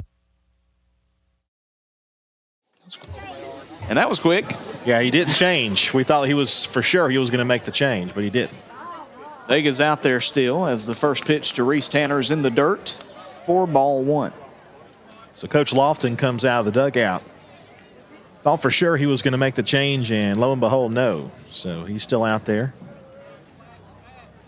Tanner with an RBI hit last time up. Cup is going that one right back where it came from. Almost hit the pitcher. That'll score Dylan Cup. Give another RBI single to Reese Tanner, and Cedartown now leads 9-3. Another rope shot there by Reese Tanner. Now I believe he will make the call. And Vega saw his life flash before his eyes there because that was coming right for him. And, you know, we talked about him on Tuesday, Andrew, not the biggest stature, kind of a shorter type pitcher. If he's a taller guy, that probably hits him in the head. So the height helps him out a bit right there. So we will take the break, and we will come back. Cedartown High School baseball in the Big AA. New pitcher checking in. We'll tell you who it is after this. Cedar Valley Golf Course has been the place to play golf in Cedartown and Polk County for nearly a century. Locally owned and operated since 1924, Cedar Valley Golf Course offers 18 holes of some of the most beautiful fairways and greens in the area. Cedar Valley Golf Course is a proud supporter of the Cedartown High School Bulldogs and the greater Cedartown and Polk County region. Call for tee time 770-748-9671, located just south of Cedartown at 1811 Buchanan Highway. Cedartown's original golf course, Cedar Valley Golf Course. Cedartown Automotive is your one stop for all your automotive needs. For oil changes, new tires, or tire repair, brake work, tune-ups, air conditioner service, or repair, think of Cedartown Automotive. Cedartown Automotive is a longtime supporter of Cedartown High School athletics here on WGAA. Cedartown Automotive on East Avenue in Cedartown. Give them a call today at 770-749-5040 or stop by their beautiful location for fast and friendly service. And all the folks at Cedartown Automotive say, go Dogs! Daniel's Green Services and Handyman, your best choice for total home renovation or even small projects. 770-862-1240. 770-862-1240. Painting, siding, concrete, windows, pressure washing, flooring, drywall, doors, roofing, electrical, and even lawn care. They're fully insured and will do a great job. Check them out on Facebook, Daniel's Green Services and Handyman, your best choice. 770-862-1240. Cedartown High School Baseball is on the Big AA. New pitcher for the Southeast Raiders is number 24, Drake Burke, and he will take over. It's a 9-3 lead for the Bulldogs here in the bottom half of the third. In each of the 3 innings, Cedartown has scored 3 runs. And Cedartown hoping that they can break that streak right here in the bottom of the third, as you've got Reese Tanner at first base. Now batting for the Bulldogs, number 8, Cade Dingler. Reese just had an RBI single that scored Dylan Cupp from second. Cade Dingler comes up, and to my knowledge, he is one of only a couple of batters for Cedartown that hasn't gotten a hit today. He did walk and almost score last inning. First pitch is a strike, runner is going, and why even throw? You know Reese Tanner's going to steal second. And he's there. Pitch was a strike. You could tell Cade Dingler was taking all the way there, because otherwise that was going to take out a window at West Side. That was right down the middle.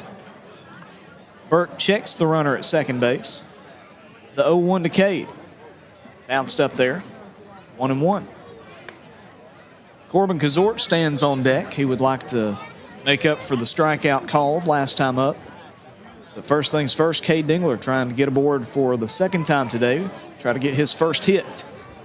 They'll throw down to second base, but not in time. Reese Tanner is back to the bag. Cade had that sac fly that scored the first run of the game in the bottom of the first inning. That tied it up 1-1, and then he walked last inning.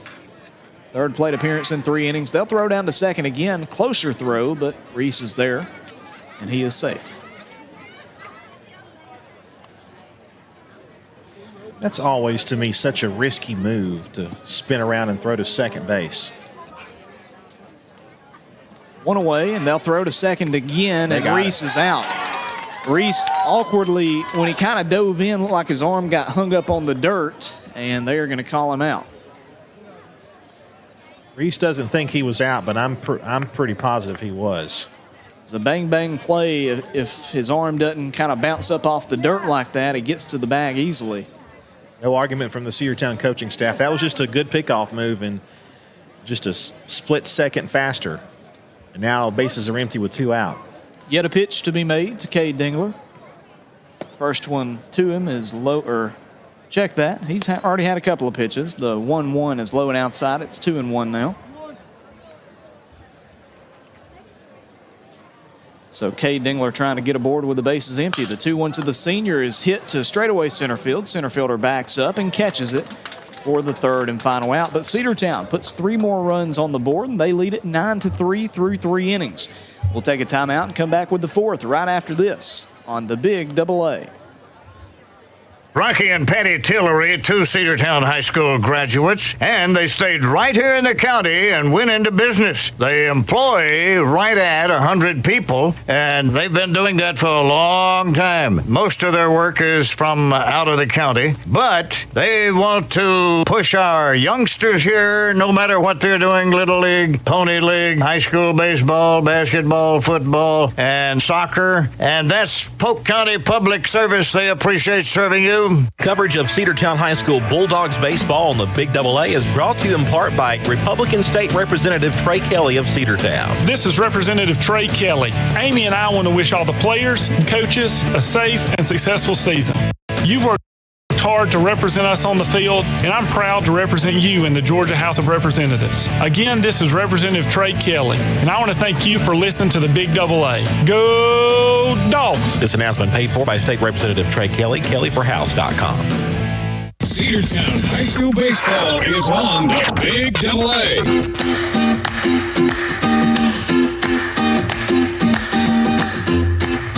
Well, 3 innings for the Cedartown offense and 3 runs in each of the 3 innings and a 9-3 lead for the Bulldogs. And Corbin Gazort will stay on the hill for Cedartown as the Southeast Raiders will bring to the plates in the inning 9 1-2 batters. Alden Patterson, Lane Carden, and Ethan Hill will be due up here for Southeast.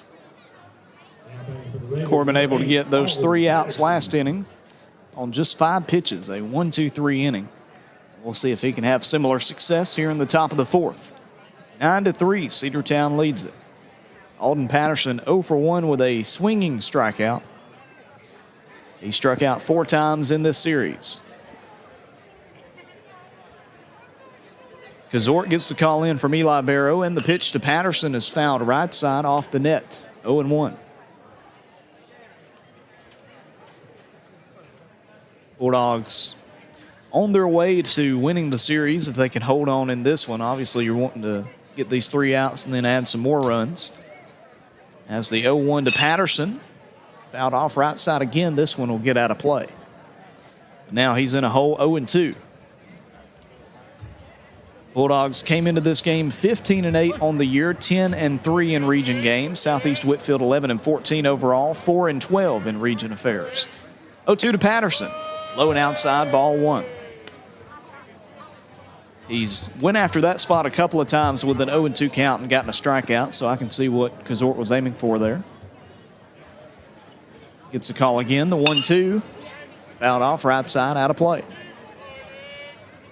1 ball and 2 strikes, nobody out, nobody on. Starting the 4th inning with Cedartown leading 9-3. Southeast brought across 1 run in the first, 2 in the second, and none in the third. The 1-2 to Patterson. Drops down low, ball 2. Evens up the count now as Lane Carden, the second baseman, waits on deck. Carden is the leadoff batter for the Raiders. Gazort is set, fires in the 2-2. It's hit over to shortstop and caught. A diving catch by Dylan Cupp. He'll throw across the diamond, and it's in time. A 6-3 putout retires Alden Patterson. What a play by Dylan Cupp.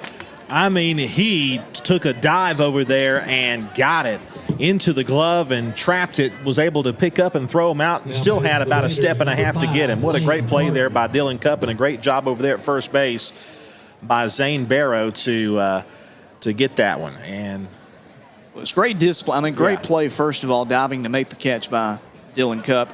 Great discipline by Cupp to realize that it was trapped, to throw down to first base just in case.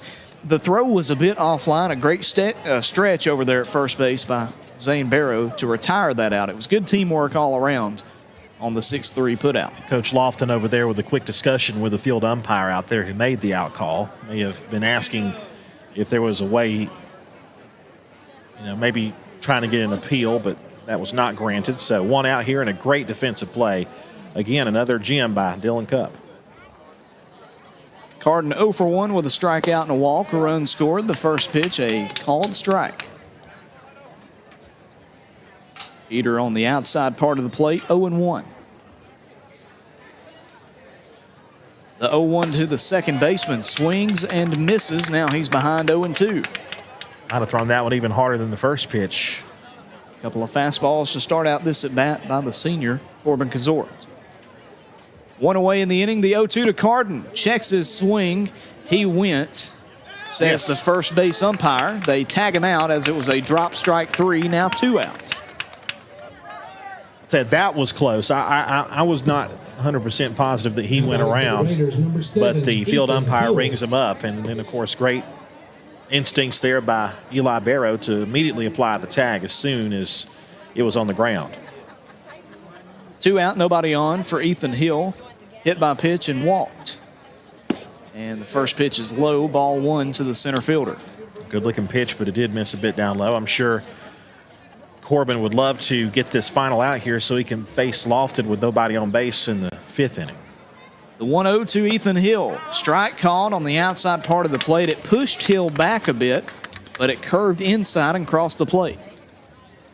1 ball and 1 strike. Hill has been walked 3 times and hit once in this series. The 1-1 is high, ball 2. In the game on Thursday, Hill struck out, flew out, but was walked twice so far today. Walked and hit by pitch. The 2-1 is low, ball 3, and Corbin Kazort in danger of walking him for the 3rd time today.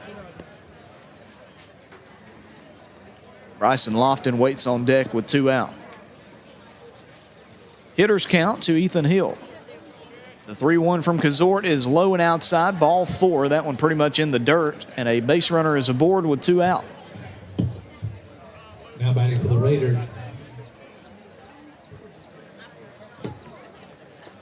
And time called as Coach Ryan Evans is out of the dugout. You know, Corbin was just, cruising along right there, and, of course, had that great defensive play behind him to continue the inning moving. And then the 3-2 pitch misses. Coach Evans out there to give him a little talking to. And runner at first base, he will have to face Bryson Lofton here with a runner on base and 2 out. 11, Bryson Lofton. Lofton, a powerful left-handed bat for the Southeast Raiders, heading to Cleveland State Community College in Tennessee to play JUCO. They'll throw down to first base. Ethan Hill heads back to the bag. Just a check throw over there with 2 out. Lofton at the plate. 1 for 2. Reached on an error in the first inning and scored. Then last time up had an RBI single. Runner is going. Stands back. It was outside, ball 1. Eli Barrow jumps out of his stance and looks Hill back to the bag at first base. Yeah, as soon as he saw Eli jump out of his stance, he was quick to scamper back to the bag at first. Kazort is set. The 1-0. Further outside, 2-0. Again, a pretty good leap over there by Ethan Hill, but he quickly scampers back to first. Kazort checking him the whole way. Gotta wonder if maybe he's trying to get into the senior's mind a bit. Lofton at the plate here with 2 out. The 2-0 to him is a called strike that just touches the zone. 2-1.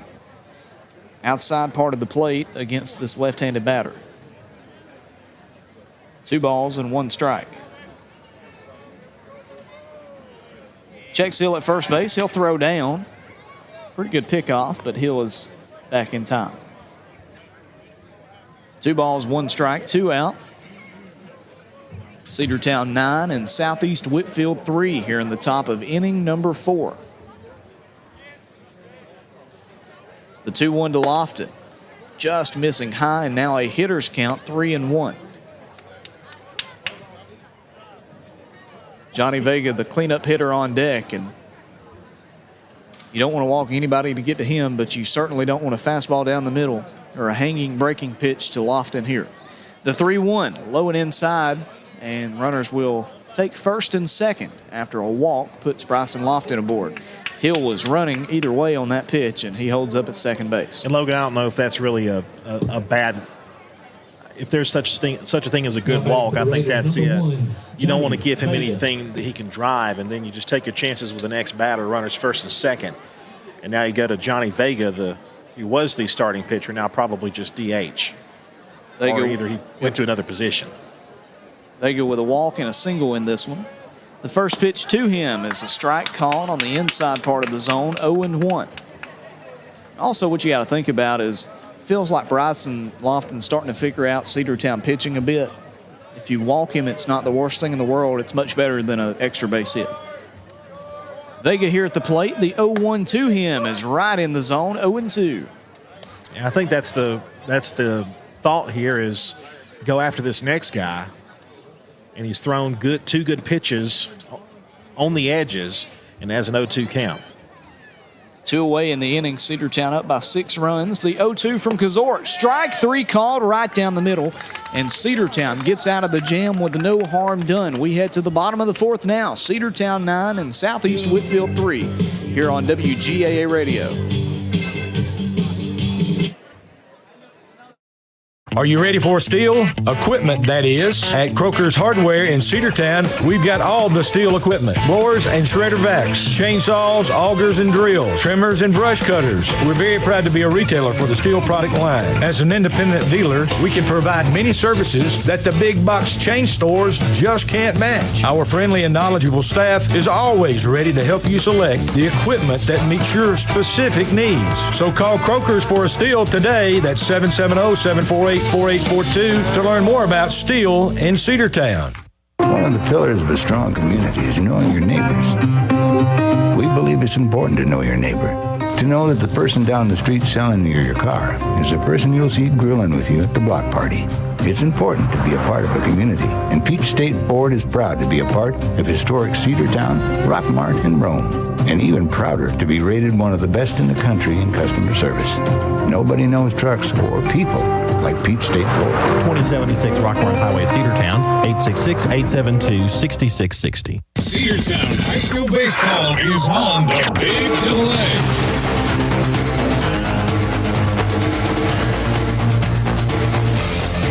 Welcome back here. It is the bottom half of the 4th inning, and Cedartown will come to the plate. Logan, in their past 3 innings, they have scored 3 runs. We'll see if the Bulldogs can do the same here or more with a 9-3 lead. You like where the batting order is. You're right in the middle of it. Corbin Kazort, Denver Nell, and Cole Dingler due up. Arguably 2 of the best Bulldog hitters. Each one of those guys have gotten a hit so far today. It feels like pretty much every player on this team has gotten a hit. Looking through the lineup, the only player hitless so far today is Cade Dingler and Zane Barrow, the 2 seniors, and they'll try to get a hit in their next at-bat. So chance that Zane comes up this inning, but got to have some success from the 4, 5, and 6 batters for that to happen. It'll start out with Corbin Kazort. And Drake Burke continuing his relief appearance. First pitch drops in the zone on the inside part of the plate in this righty versus righty matchup.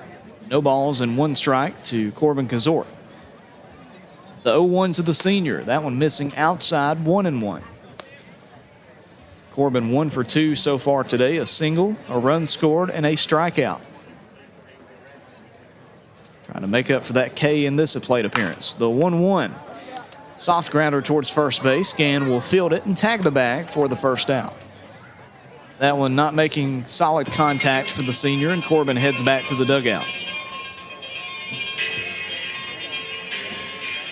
Brings up Denver Nell now, 2 for 2 with 3 runs batted in and 1 run scored. Denver Nell has been on a tear today.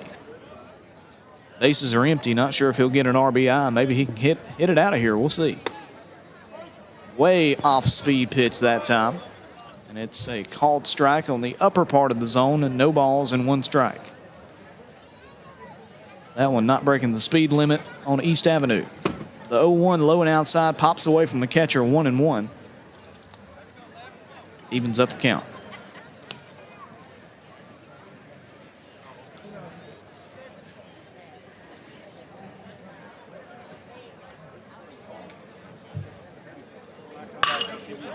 Next pitch is driven to left field, drops in front of the left fielder, and Denver Nell is 3 for 3 here in the first 4 innings. Big hit for Nell, and there's a base runner aboard with 1 out now.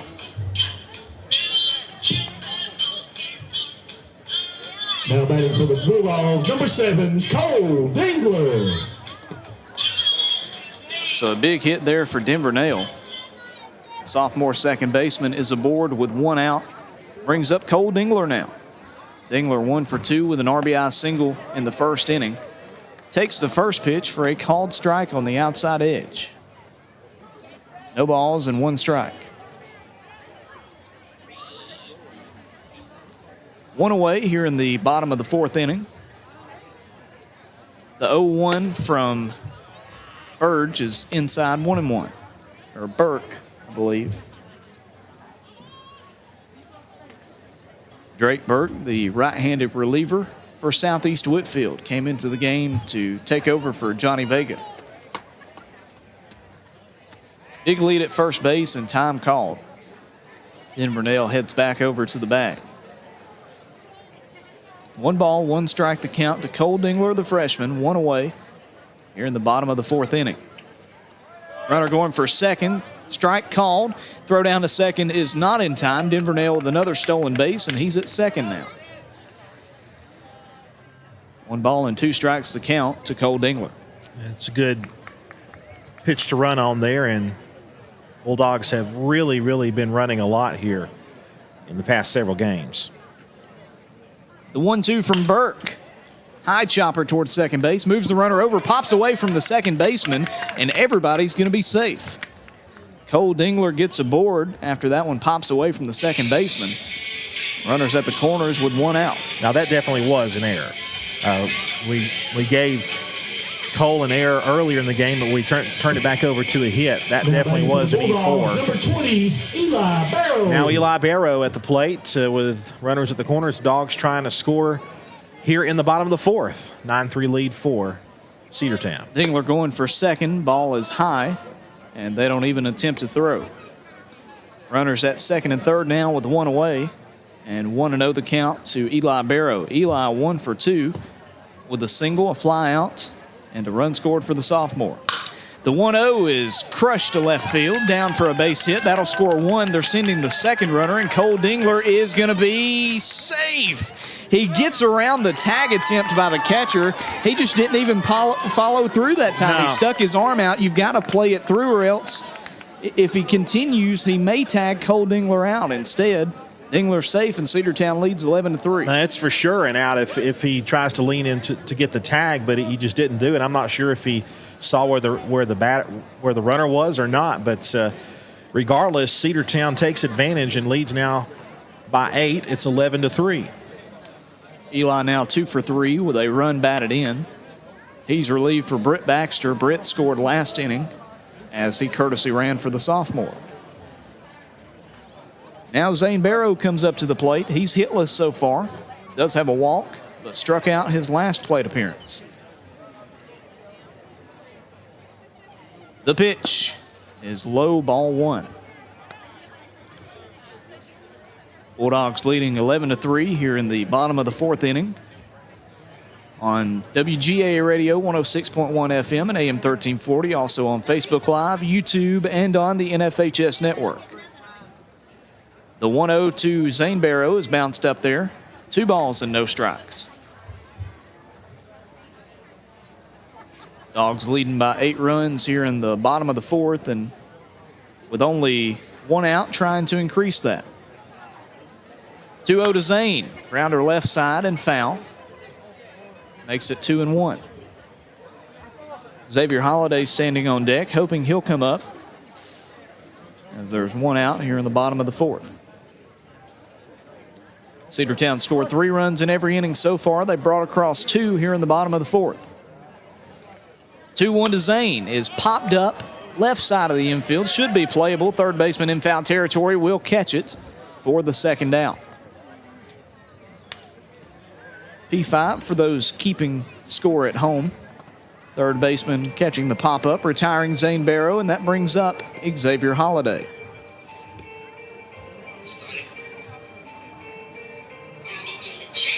Now batting for the Bulldogs, number 4, Xavier Holliday. Holliday's had a good day at the plate once again.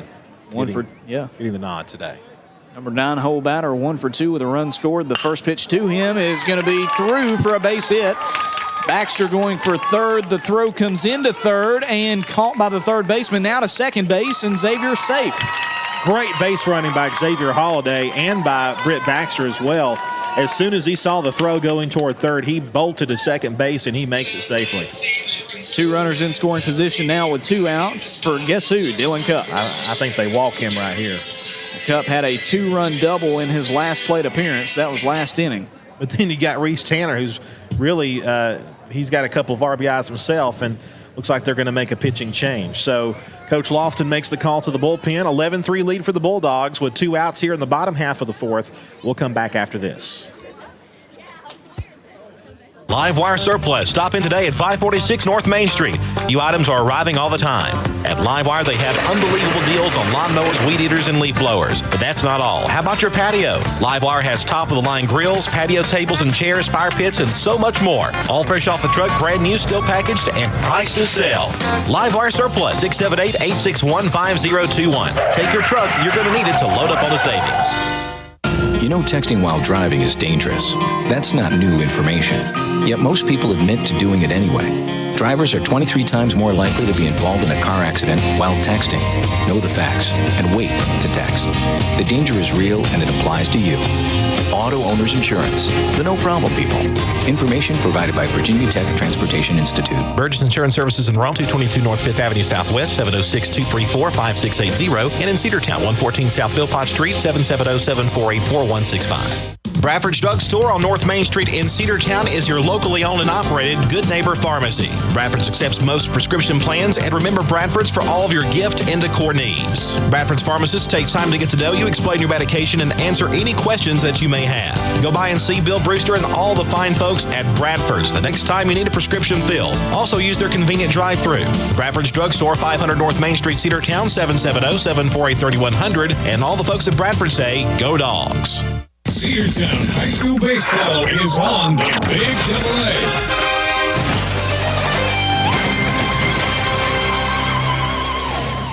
And we're back here on the Big Double-A. First pitch is outside to Dylan Cupp. 1 ball and no strikes. New pitcher is number 20, Brett Cole. He'll take over. 1 ball, no strikes, 2 out. 2 runners in scoring position. The 1-0 to Cupp. Drops in the zone on the outside edge, 1-1. You said the pitcher is Cole, Dylan Cole? It's Brett Cole. Brett Cole. Okay, well, Dylan Cupp at the plate. Holiday at second and Dingler at third. 1-1 to Cupp is a grounder that finds its way through to left field. They are sending Holiday, and 2 runs will score. How about back-to-back 2 RBI hits for Dylan Cupp, and Cedartown leads 13-3. 10-run lead for the Bulldogs here.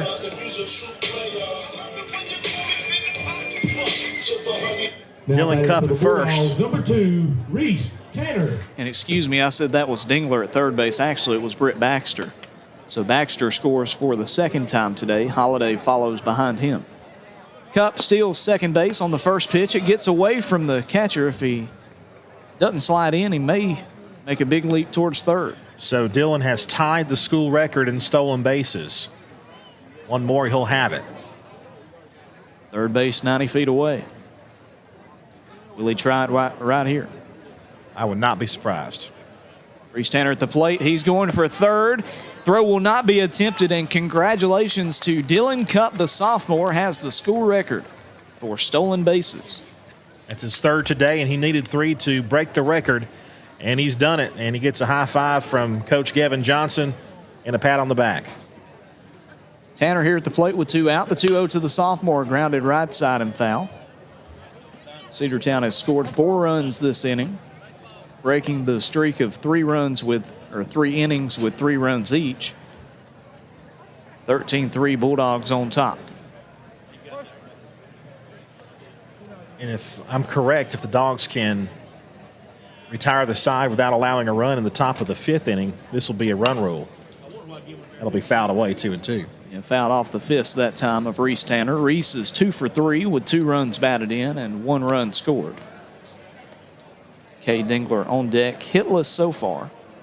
And he is hoping he'll have a chance to come up and get his first hit here in the bottom of the 4th. The pitcher Cole checks a sign. The 2-2 hits Reese Tanner on the back. So the inning lives on. Runners at the corners with 2 out. Well, you said it. He'll have an opportunity to get an at-bat here in this bottom half of the 4th. Now batting for the Bulldogs, number 8, Cade Dingler.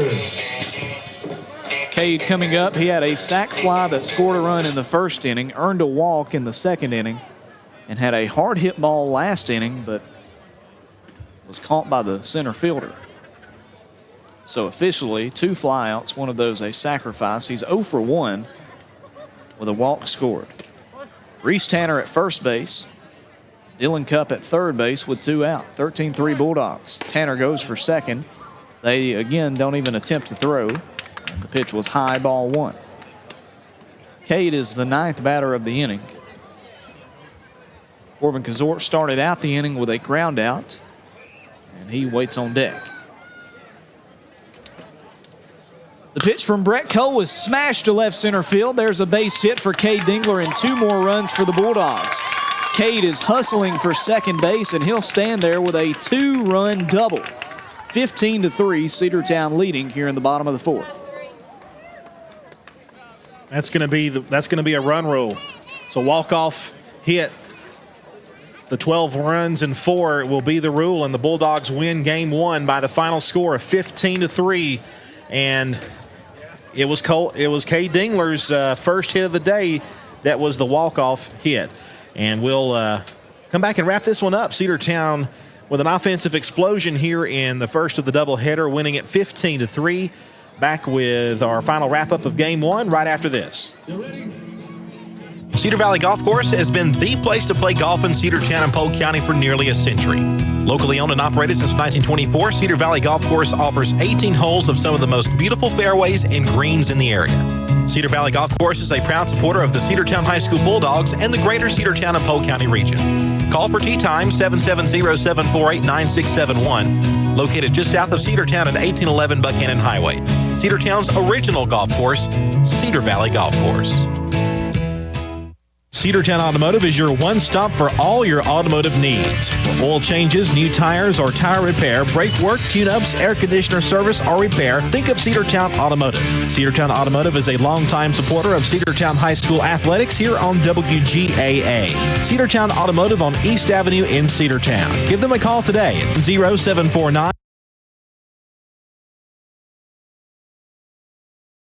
95040 or stop by their beautiful location for say Go Dogs.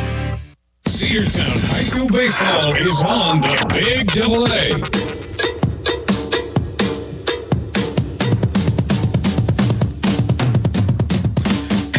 Well, Logan, do you want to describe what just happened, or should I? Yeah, we're back in the game that will never end, Andrew. Yeah, so apparently the umps got it wrong. It's not a run rule. And I was thinking it was 15 runs, but, I wasn't going to say anything. So the bottom of the 4th inning continues. Cedartown 15, Southeast Whitfield 3. The runner at second base is the senior Cade Dingler. And Corbin trying to get a base hit. First pitch to him is a hot shot to third base. Catches it, throws across the diamond just in time for out number 3. But Cedartown put 6 runs across. They had it won for a moment, and then they came back to the field. So we'll head to the top of the 5th inning. Cedartown up by 12 on the Big Double A.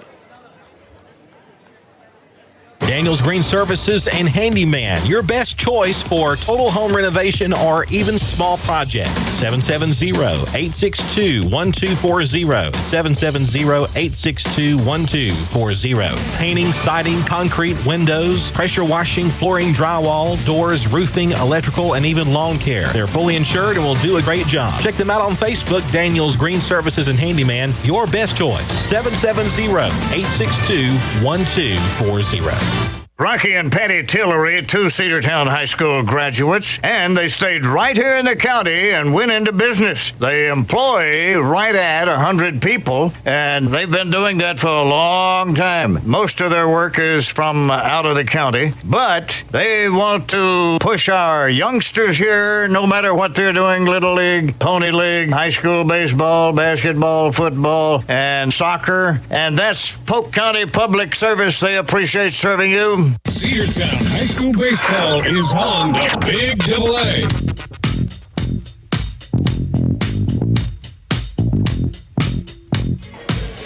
Well, we welcome you back, and for those who left us prematurely, I hope you can tune us back in because the game is still going. Yes, one of the umpires said game over when we scored our 12 when we had the 12-run lead.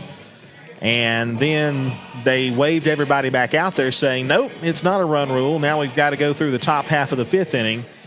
If the Bulldogs can preserve, they could give up as many as 2 runs and still have the 10-run lead, and that would be enough to have the victory here in Game 1. So game still going on, but this will be the last inning for Southeast Whitfield if they cannot score.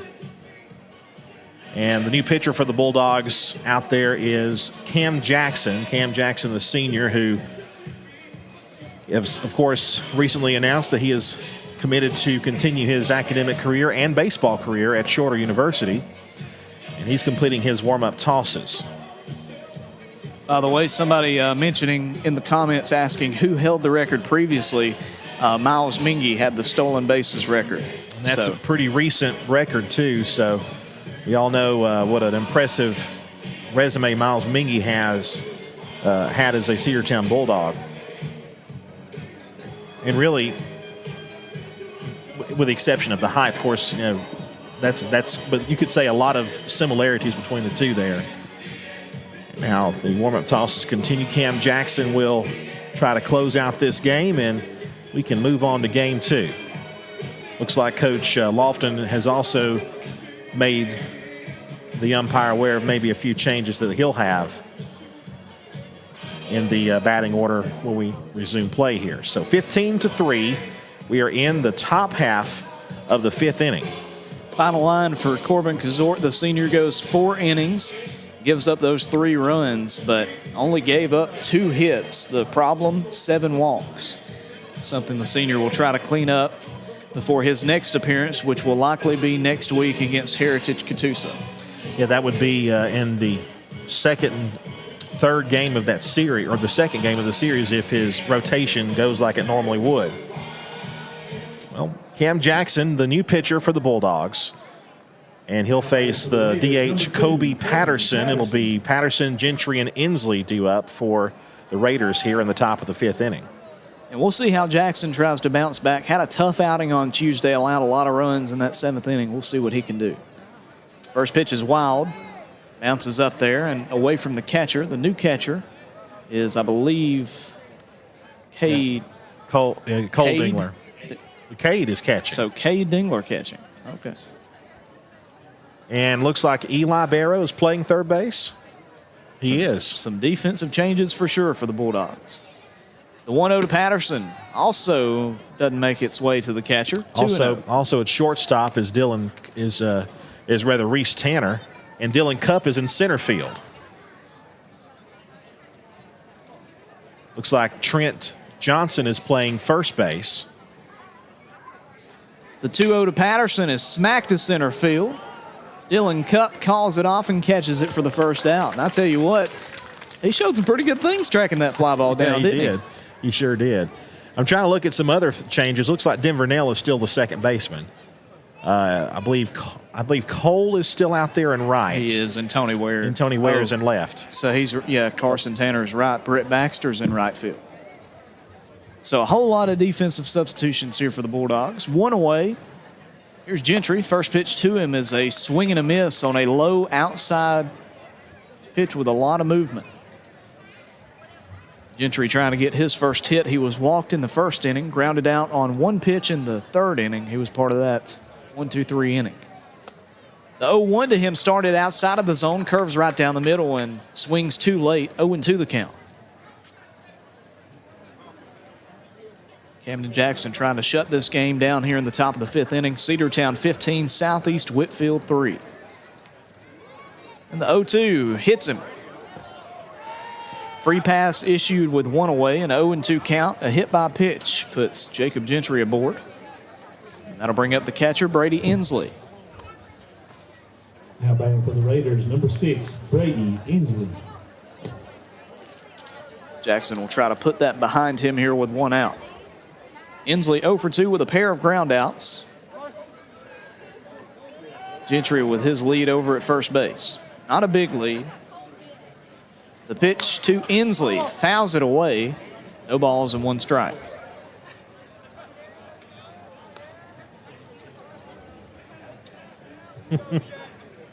Cade Dingler still trying to adjust to the catching gear. First time he's caught this year. First time he's caught in a little while, Andrew. I wonder if he had to borrow his little brother's gear. He may have. The 0-1 from Camden Jackson. Grounded left side, but foul. No balls and 2 strikes. Because if he's wearing Eli Barrow's gear, it's probably fitting big. Talking about Camden Jackson, committed to Shorter on Tuesday. The Hawks are a top 25 team in Division II. Heading to a great program where he'll reunite with former teammate Easton Oxenrider, who's a freshman over there up on the hill.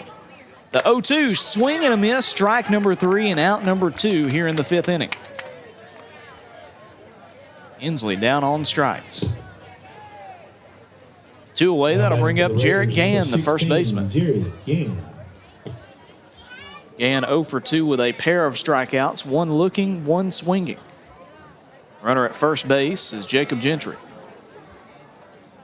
Pitch from Jackson, almost hits him. 1 ball and no strikes.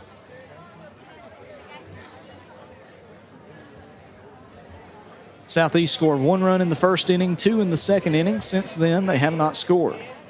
The 1-0 to Gann. Grounder over to shortstop, and Reese Tanner misplays it. And that'll be an E6, I believe, with 2 out. Yeah, it would be. You know, the defensive changes. Well, it's been a while since Reese has played shortstop. And the last time he played shortstop, I don't know if he was as tall as he is now, because he looked like he pulled his glove up just a second too early. And maybe he's a little bit taller. When's the last time since Reese then. played shortstop?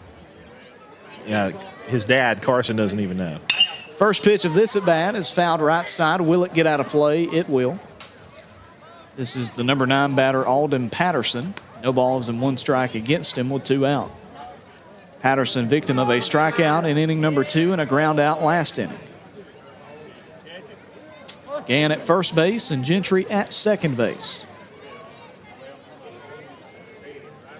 Jackson has set the 0-1 to Patterson. Outside, ball 1. 1 ball and 1 strike. Cedartown 15, Southeast Whitfield 3 here in the top of the 5th inning. Camden got a fly out and a strikeout so far, but he's issued a walk and then a runner reached on an error. That one fouled away by Patterson. He's behind 1 and 2. Now the Raiders down to their final strike.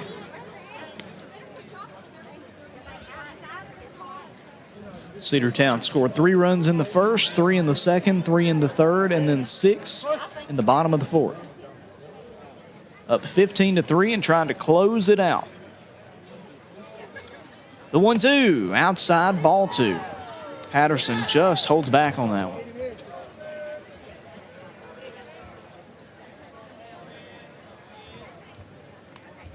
Twos across the board, 2 balls, 2 strikes, 2 out, 2 runners aboard for Southeast Whitfield. The 2-2 from Jackson.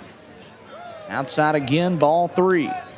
Now the count is full. He's 1 ball away from walking the bases loaded.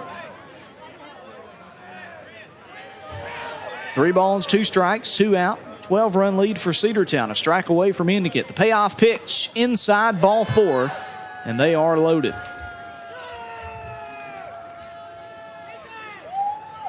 Patterson at first, Gann at second base, Gentry now at third. Number 5, Lane Carden.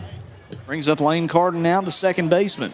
0 for 2 with a pair of strikeouts. Earned a walk in the second inning, came around to score. He'll try to keep this game going. The first pitch to Carden is a strike called on the outside edge. Man, why wasn't that called a strike in the previous at bat? Well, I think that might have been a bit of a generous call, but I think again, it was. we're not gonna argue it. Bases loaded with 2 out. The 0-1 from Jackson. Swing and a miss, and Lane Carden down to his final strike. Camden got into a little bit of trouble in the last at bat, got ahead, and then tried to paint around the zone. This time, we'll see if he goes right after Carden, the leadoff batter. Carden trying to avoid striking out for the 3rd time today. The 0-2, strike number 3, and Cedartown wins 15-3 in 5 innings. Big win for the Dogs. It was, and they had to do it twice. Well, we'll see if they can do it 3 times. Cedartown wins the series. We'll try to go for the sweep, and we'll have your final stats here in just a moment. Cedartown baseball here on the Big Double A. Coverage of Cedartown High School Bulldogs baseball on the Big AA is brought to you in part by Republican State Representative Trey Kelly of Cedartown. This is Representative Trey Kelly. Amy and I want to wish all the players and coaches a safe and successful season. You've worked hard to represent us on the field, and I'm proud to represent you in the Georgia House of Representatives. Again, this is Representative Trey Kelly, and I want to thank you for listening to the Big AA. Go Dogs! This announcement paid for by State Representative Trey Kelly, kellyforhouse.com. Have you been to Croker's Hardware and Supply lately? Croker's is the place to find everything you need, from boots to fencing, from plumbing supplies to wood and gas stove fittings, everything, even paint and flooring. Whether you're building or repairing, everything you need is right here at Croker's Hardware on East Avenue. Name brands galore right here in your back door. Orca and Yeti coolers and tumblers, case knives, native eyewear, buck stove grills, and more. At Croker's, you can find everything. Go by and see the friendly staff there at 1192 Rockmart Highway. That's Croker's Hardware in Cedartown. Cedartown High School Baseball is on the Big AA.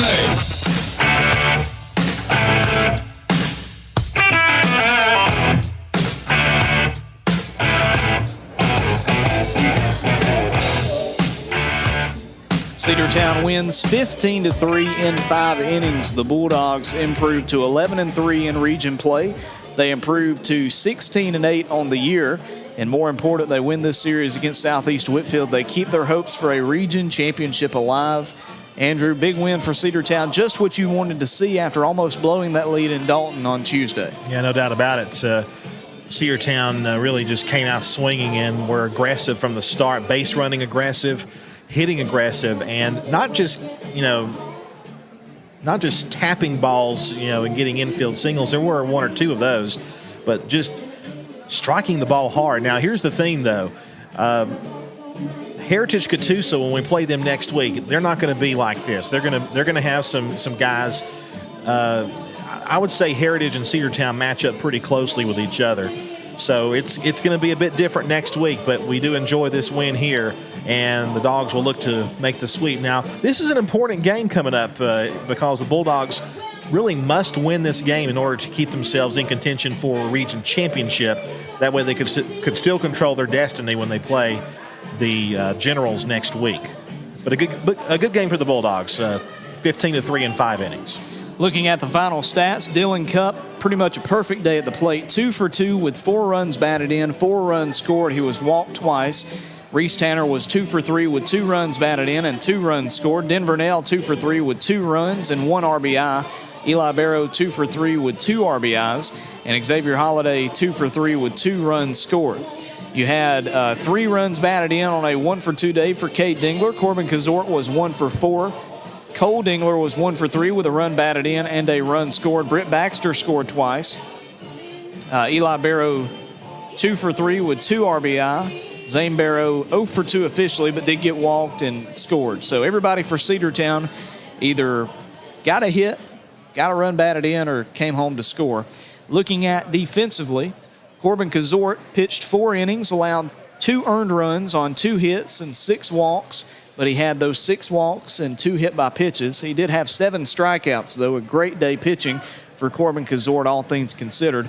Camden Jackson getting the save there in that final inning. 1 inning pitched, didn't allow any runs, gave up 1 walk and 1 hit by pitch and 2 strikeouts. Cedartown final line score, 15 runs on 13 hits. Southeast Whitfield 3 runs on 2 hits, 3 errors against the Raiders and 2 against the Bulldogs. Cedartown prevails 15-3. Game 2 of our doubleheader comes your way in about 20 minutes, so be sure that you stay tuned for that. For Logan Maddox, I'm Andrew Carter. Remember, when the Dogs play, you'll hear them on the Big AA. We'll be back with Game 2 in a different video and on the radio, 106.1 FM at AM 1340, Facebook Live, YouTube, and the NFHS Network. Thanks for joining us for Bulldogs Baseball. Game 2 is coming up. W291 TS Cedartown. Your home for the Cedartown High School Bulldogs. AM 1340 and now 106.1 FM WGAA. The Big AA.